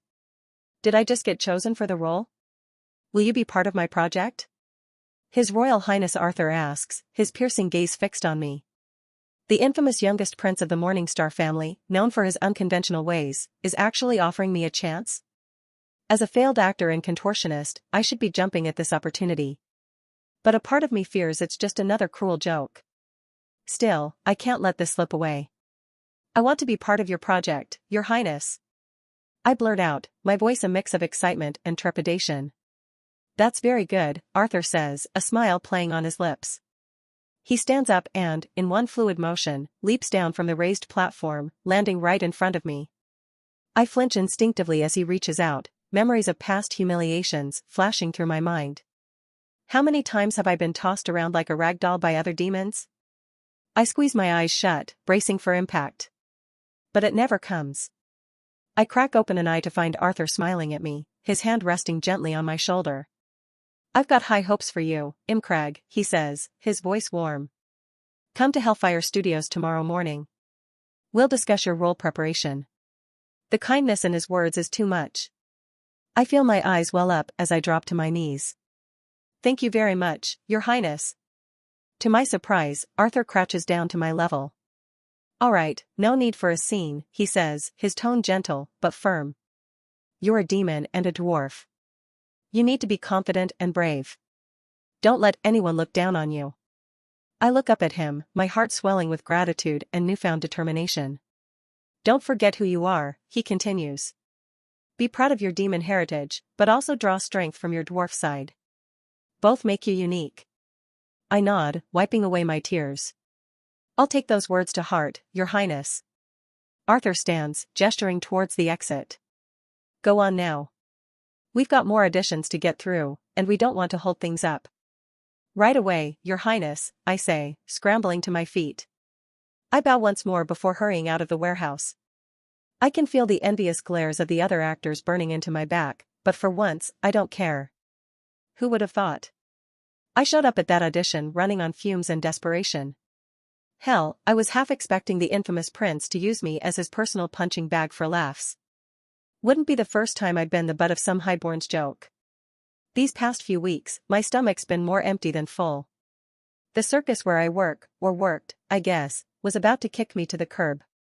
Some hotshot imp came along, bending himself into pretzels that make my contortions look like a rusty gate hinge. And my acting career? Let's just say, it's been on life support since day one. No agency would touch me with a 10-foot pole. The few roles I managed to snag were blink-and-you'll-miss-it extras.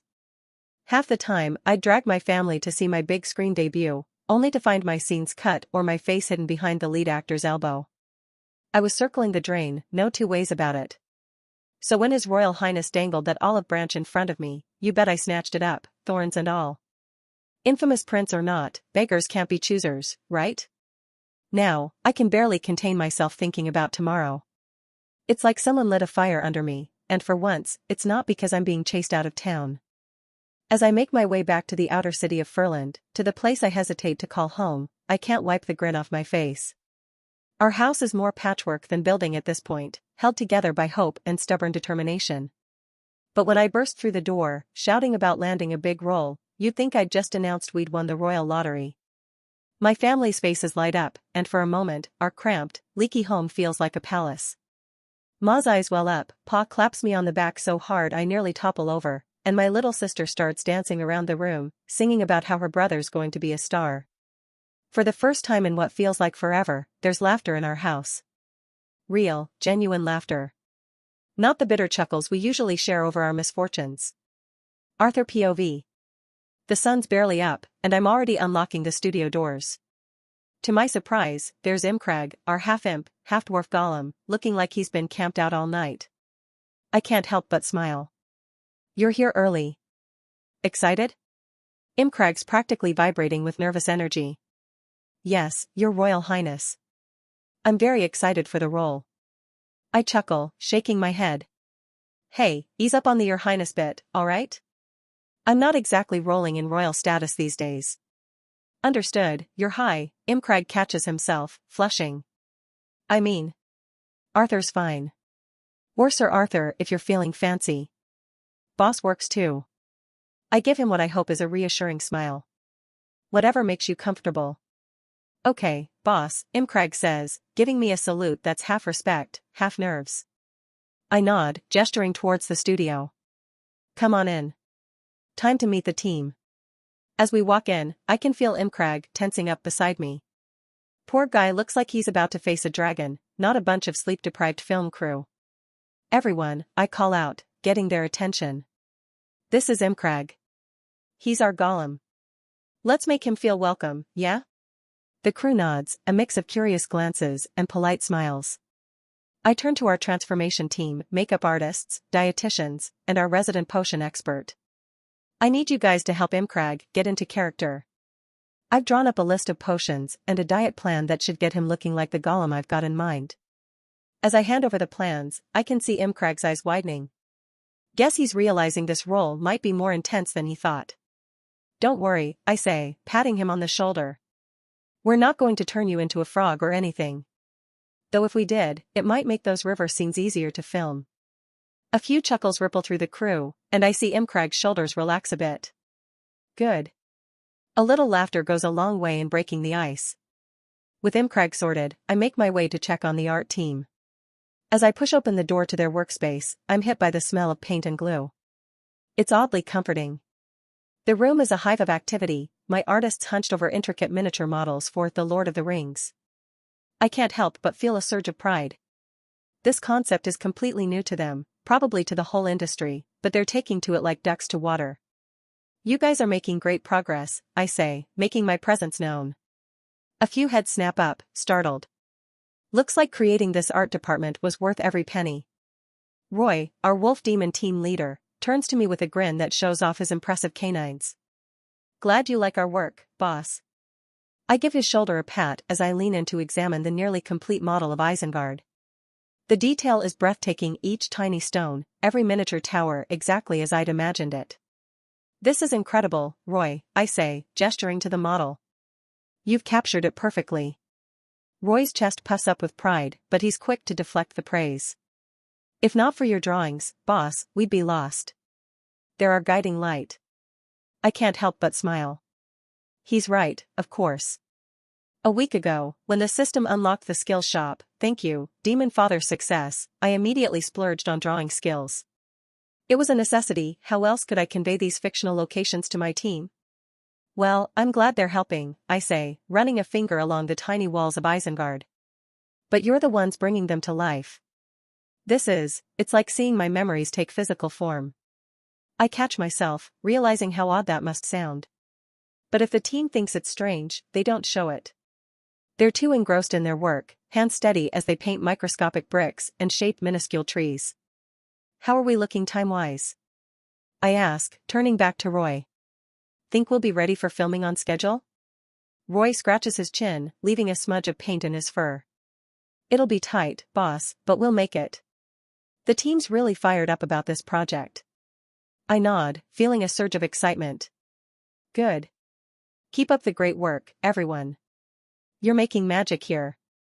As I turn to leave, I can't help but take one last look at the room. These miniatures, these tiny worlds taking shape under skilled hands, they're more than just models. They're the first step in bringing my vision to life. Changing the topic, I've been racking my brains trying to solve our orc casting problem. We've managed to find a few orc demons here in the Morningstar Kingdom, but it's like looking for a needle in a haystack. We need an army, not a handful. The real jackpot of orc demons is over in the Thorn Kingdom. It's a smaller demon realm across the sea, technically our neighbor, but, well, it's complicated. The Thorn Kingdom used to be part of our territory. But they broke away years ago, established their own government on that island. It's been a sore spot for the Morningstar royals ever since. Dad's always going on about reunification at the dinner table. Makes for some awkward family meals, let me tell you. Politics aside, it's a headache for our production. The orc demons over there might not be too keen on playing extras in a Morningstar Kingdom film. There's a lot of bad blood, understandably. I've been tossing around the idea of using primal orcs from our dangerous forests as an alternative. They're not quite as advanced as orc demons, but physically, there's not much difference. They're more tribal, no demon blood in the mix, but they could work in a pinch. It's a tricky situation. On one hand, using Thorn Kingdom orc demons would be ideal for authenticity. On the other, it could open up a whole can of political worms. And let's face it, I've got enough on my plate without adding international incidents to the mix. The primal orcs are a safer bet, politically speaking. But they're, well, primal. Training them for a film shoot could be interesting, to say the least. I shake my head, pushing thoughts of orc casting to the back of my mind. That's a problem for future Arthur. Right now, I've got bigger fish to fry, namely, our upcoming shoot in the Gloomstone Forest. 20 miles might not sound like much, but when you're hauling an entire film crew and their equipment, it might as well be on the moon. The logistics alone are enough to give me a migraine. But then again, when has anything about this project been easy? Thankfully, I've got an ace up my sleeve, or rather, a stone in my pocket. I finger the small, smooth rock I picked up from the system's magic shop. To the untrained eye, it looks like any other pebble you'd find on the street. But this little beauty? It's a portal stone. The plan is simple: set up a teleportation point here at the studio, then physically travel to Gloomstone Forest to establish another point there. After that? Instant travel between locations. No more day-long trips, no more caravans of equipment. Just step through and boom, you're there. Portal travel used to be commonplace back in the ancient times, but now? It's rarer than a friendly dragon. Only the bigwigs in government and royalty have access to portal stones these days. For the average people, they're the stuff of legends. Which is exactly why this needs to stay under wraps. The last thing I need is some nosy higher-up getting wind of this and deciding to confiscate our little shortcut in the name of national security or whatever. I've already got a plan forming. Key crew members only. Hidden locations for the portal points. For the main shoot, most of the team can stay on location. Me and a select few can handle the back and forth, keeping everyone supplied without raising suspicion. Arthur POV. 2 days of travel brought us to Gloomstone Forest. 8 hours by car, 4 by bus, and a final stretch on foot. We're staying in Gloomstone Town, close enough to the forest for convenience. Stepping into the forest's edge, I'm struck by how much it resembles Fangorn. The trees are old and gnarled, moss hanging from their branches. The air is damp and heavy with the scent of decaying leaves. This is the place, I tell my crew. We'll film Fangorn scenes here. One of my assistants, a nervous-looking imp, pipes up. Boss, shouldn't we have hired an adventurer or mercenary? I know where this is going. Because it's dangerous, right? He nods. Yes, boss. There are goblins, sometimes even trolls around here. I'm not as concerned as I would have been a few months ago. The system's given me some advantages. I've learned a breathing technique that's increased my mana pool and magic potency. I've also picked up some physical training that's boosted my stamina and fighting skills. I'm not at my brother's level, but I'm closer to Bobby's strength now. It's enough to handle the local wildlife, at least. Don't worry about goblins and such, I tell them. I can handle it. The crew looks skeptical, but they don't argue. We start setting up our equipment, and I keep an eye out for any potential threats. I watch my team bustling around, setting up equipment for our test runs. We're not filming properly yet, but these tests are crucial. In a few days, once casting's wrapped up, we'll be back here in full force. The dragon casting's a problem for future me. As for the orcs, I've got a plan brewing. We'll use the few orc demons we've found, then supplement with primal orcs from deep in the Gloomstone Forest. Of course, we'll need a guide for that little expedition. Another item for the to-do list. While the crew's busy, I catch George's eye and nod towards the trees. He follows me without a word. Where should we set up our portal? He whispers once we're out of earshot. I scan the area. Somewhere hidden. Maybe in the hollow of an old tree or something similar. George furrows his brow. You're not worried someone might stumble upon it? I can't help but chuckle. Why would I be? To activate the portal, they'd need to know the password I'm going to set. Password? George's eyes widen. Your portal will have a password? Of course, I say, grinning at his surprise. It's a basic function of the portal stone. Can't have just anyone using our secret shortcut, can we? We continue our search, discussing potential hiding spots. Finally, we spot an ancient tree in the distance, its trunk twisted and gnarled with age. A large hollow at its base catches my eye. There, I point. That's perfect. As we approach, George pulls out the necessary tools from his pack. Alright, let's get this set up. I'll need to do some dwarven crafting to anchor it properly. I nod, pulling out the portal stone. I'll start the activation ritual. Between your crafting and my magic, this should be undetectable to anyone who doesn't know exactly what they're looking for. Once we've found the perfect spot, a hollow in an ancient, gnarled tree, George and I get to work. We've got to move fast, the crew might start wondering where we've disappeared to if we take too long. I pull out the portal stone, its surface cool and smooth in my palm. George rummages in his pack, producing a set of dwarven crafting tools. Alright, I say, kneeling down at the base of the tree. I'll start the activation ritual. You work on anchoring it. George nods, his face set in concentration. He begins etching intricate runes into the bark of the tree, his movements precise and practiced. I'm reminded again why having a dwarf on the team is so invaluable. I close my eyes, holding the stone in both hands. The ritual isn't complicated, but it requires focus. I begin to channel my mana into the stone, feeling it warm under my touch. As I do, I whisper the activation phrase. By shadow and light, by root and branch, I bind this stone to this place. The stone begins to pulse with a soft, bluish light. I can feel it resonating with the natural magic of the forest. So far, so good. George, I call out, my eyes still closed. How's the anchoring coming? Almost done, he grunts. Just need to, there. I feel a surge of energy as George's dwarven runes connect with the portal stone's magic. The light intensifies for a moment, then fades to a subtle glow. Opening my eyes, I see the portal stone has sunk partially into the tree's hollow, the runes George carved forming a perfect circle around it. If you didn't know what to look for, you'd never spot it. Now for the password, I mutter, placing my hand on the stone once more. I whisper a phrase, something only I and a select few will know. The stone flashes once, acknowledging the security measure. George wipes sweat from his brow. Is that it? Are we done? I nod, standing up and brushing dirt from my knees. That's it. One secret portal, ready for use. Want to test it out? George grins, his earlier nervousness replaced by excitement. You bet, boss. I place my hand on the stone, whisper the password, and focus on our studio back in the city. For a moment, nothing happens. Then, with a soft whoosh, a shimmering doorway appears in the air before us. After you, I say, gesturing to George with a grin. I step through the portal after George, and whoa, it's like being turned inside out and back again. For a few seconds, I'm blind, my head spinning like I've had one too many at the tavern. When my vision clears, we're standing in the studio, the familiar smell of paint and sawdust filling my nostrils. It works, George says, his voice a mix of excitement and nausea. He's swaying a bit, probably as dizzy as I am. Right, I say, trying to sound more steady than I feel.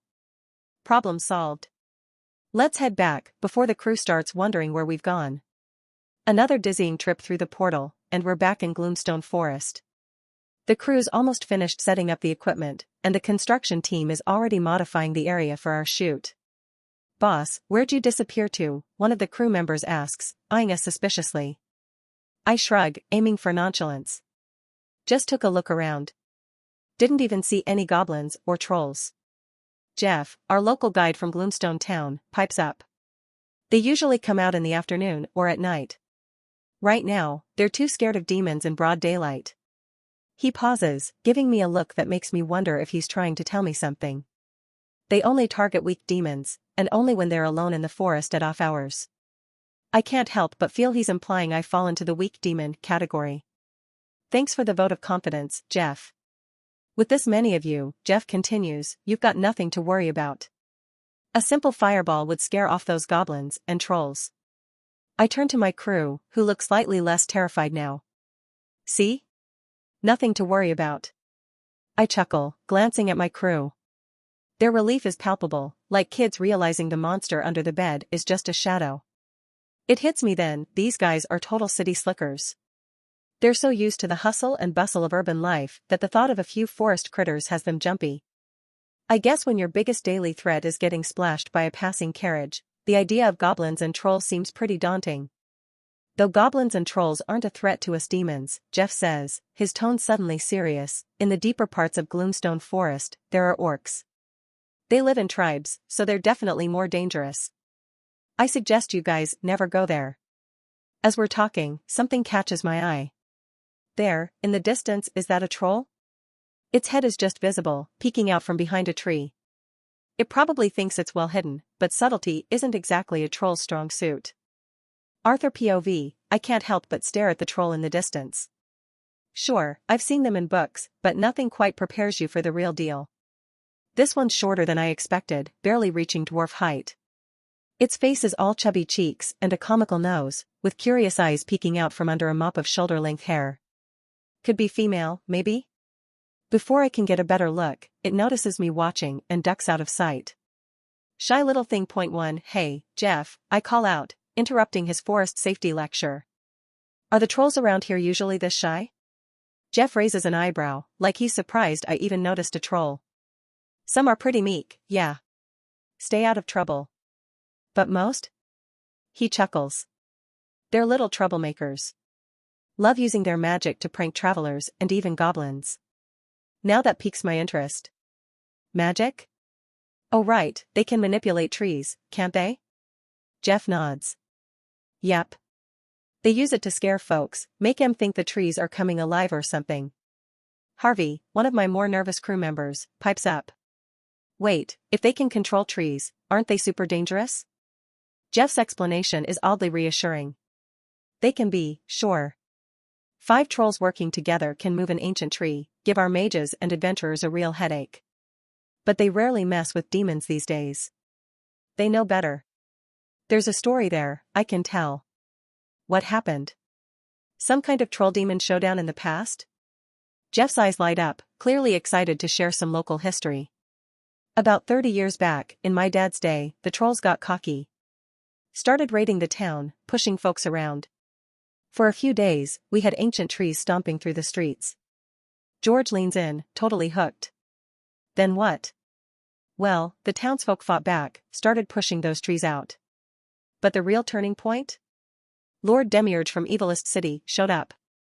Nearly wiped out every troll in the forest. I whistle, impressed. Damn. Guess that taught them a lesson. Jeff nods. Would have been the end of them if their chief hadn't begged for mercy.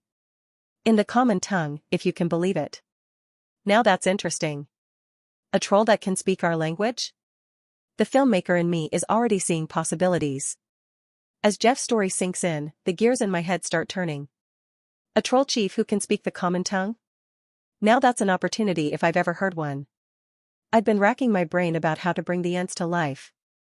Those walking, talking trees were going to cost a fortune in one-time illusion spells. But if trolls can manipulate ancient trees, well, that changes everything. It's funny. Before Jeff's little history lesson, I wouldn't have even considered approaching trolls. How do you negotiate with creatures you can't even talk to? But now? Now I've got a potential translator. While Jeff continues regaling the crew with forest tales, I quietly slip away. The power I've been cultivating courses through me as I silently dash towards where I last saw that shy troll. I leap from branch to branch, the forest a blur around me. It's exhilarating, using these new abilities. For a moment, I forget I'm an exiled prince turned filmmaker. Right now, I'm just another creature of the forest, moving with the trees. Suddenly, I spot them. The troll from earlier is chattering away in what must be the troll language, to another of its kind. The newcomer looks shocked, its eyes wide and mouth agape. Wonder what's got them so worked up, one eye perch on a high branch, observing. Part of me knows this is crazy. I'm deep in unfamiliar forest, spying on creatures that, not too long ago, were at war with demonkind.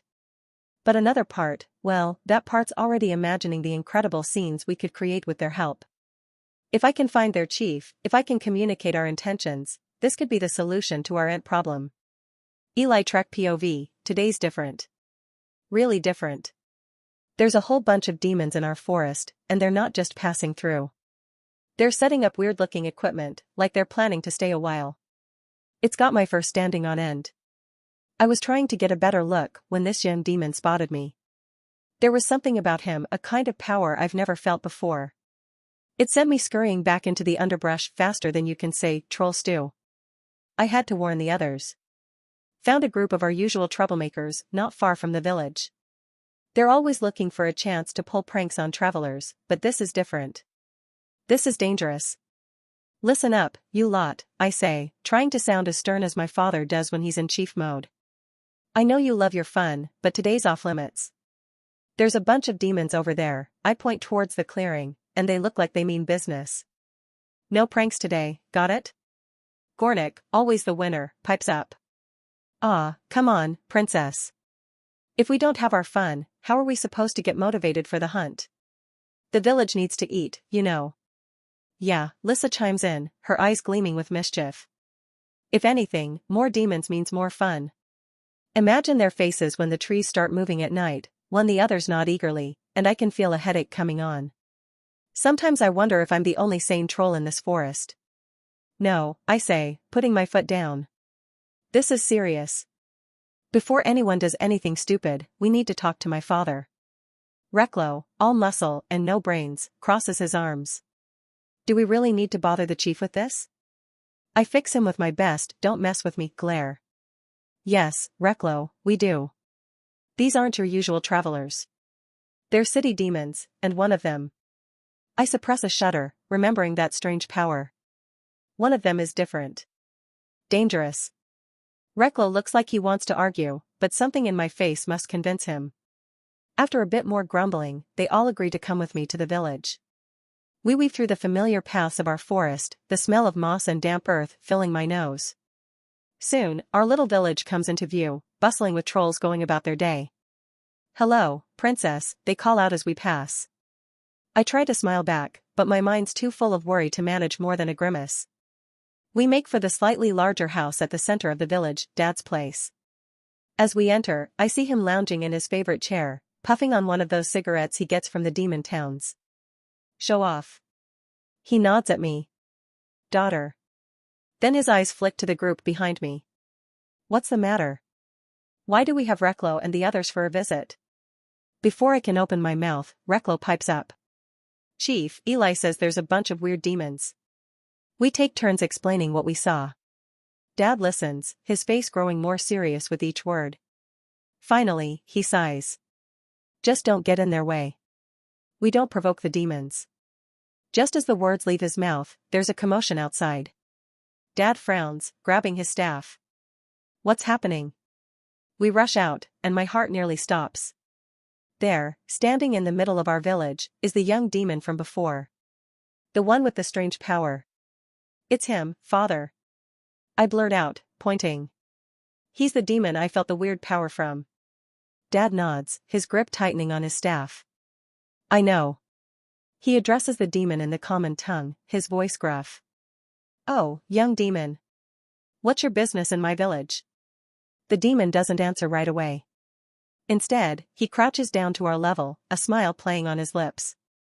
So it's true. A chief can speak the common tongue. Dad's frown deepens. Indeed. I learned it when I was a kid. The demon nods, then looks around at the panicking trolls. I mean no harm, he says, his voice oddly soothing. I'm just here to have a talk with you, chief. Me? Dad asks, surprise clear in his voice. The demon simply nods, his smile never wavering.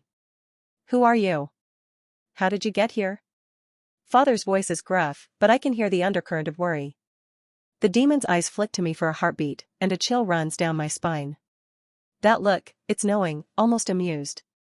My stomach drops as realization hits me like a falling tree. He followed me. I led him straight to our village. Before I can process the implications, the demon speaks, his voice smooth as polished stone. My name is Arthur Morningstar. The name hangs in the air, heavy with significance. Morningstar. The demon royal family. I've heard whispers of that name, stories passed down in hushed tones around our village fires. Tales of power, of magic beyond our understanding. And now one of them is standing in our village, because of me. I want to shrink into the ground, to disappear into the forest floor. But I force myself to stand tall. After all, I'm the one who brought a Morningstar to our doorstep. Earl Trek POV, in all my years as chief of the Gloomstone Trolls, I never imagined I'd be face to face with a demon in our village. Let alone one seeking me out. And not just any demon, but a Morningstar. The name alone sends a chill down my spine. Morningstar. Rulers of the largest chunk of the Anatolia continent. The family that has demon generals and lords at their beck and call. I've seen what one demon lord can do, the kind of power that could wipe our entire race off the map without breaking a sweat. And now, here's one of their princes, crouching in our humble village, smiling like he's come for afternoon tea. I grip my staff tighter, hoping the tremor in my hands isn't visible. Every instinct screams at me to run, to hide, to do anything but stand here facing this impossibly powerful being. but I'm the chief. I can't show fear. Not now. What can I do for you, my lord?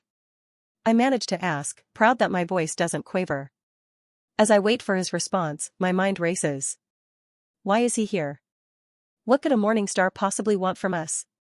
We're nothing in the grand scheme of things, just simple forest dwellers trying to live our lives in peace. I steal a glance at Eli, my daughter. She looks pale, her eyes wide with a mix of fear and, is that guilt? What does she know about this? I push the thought aside.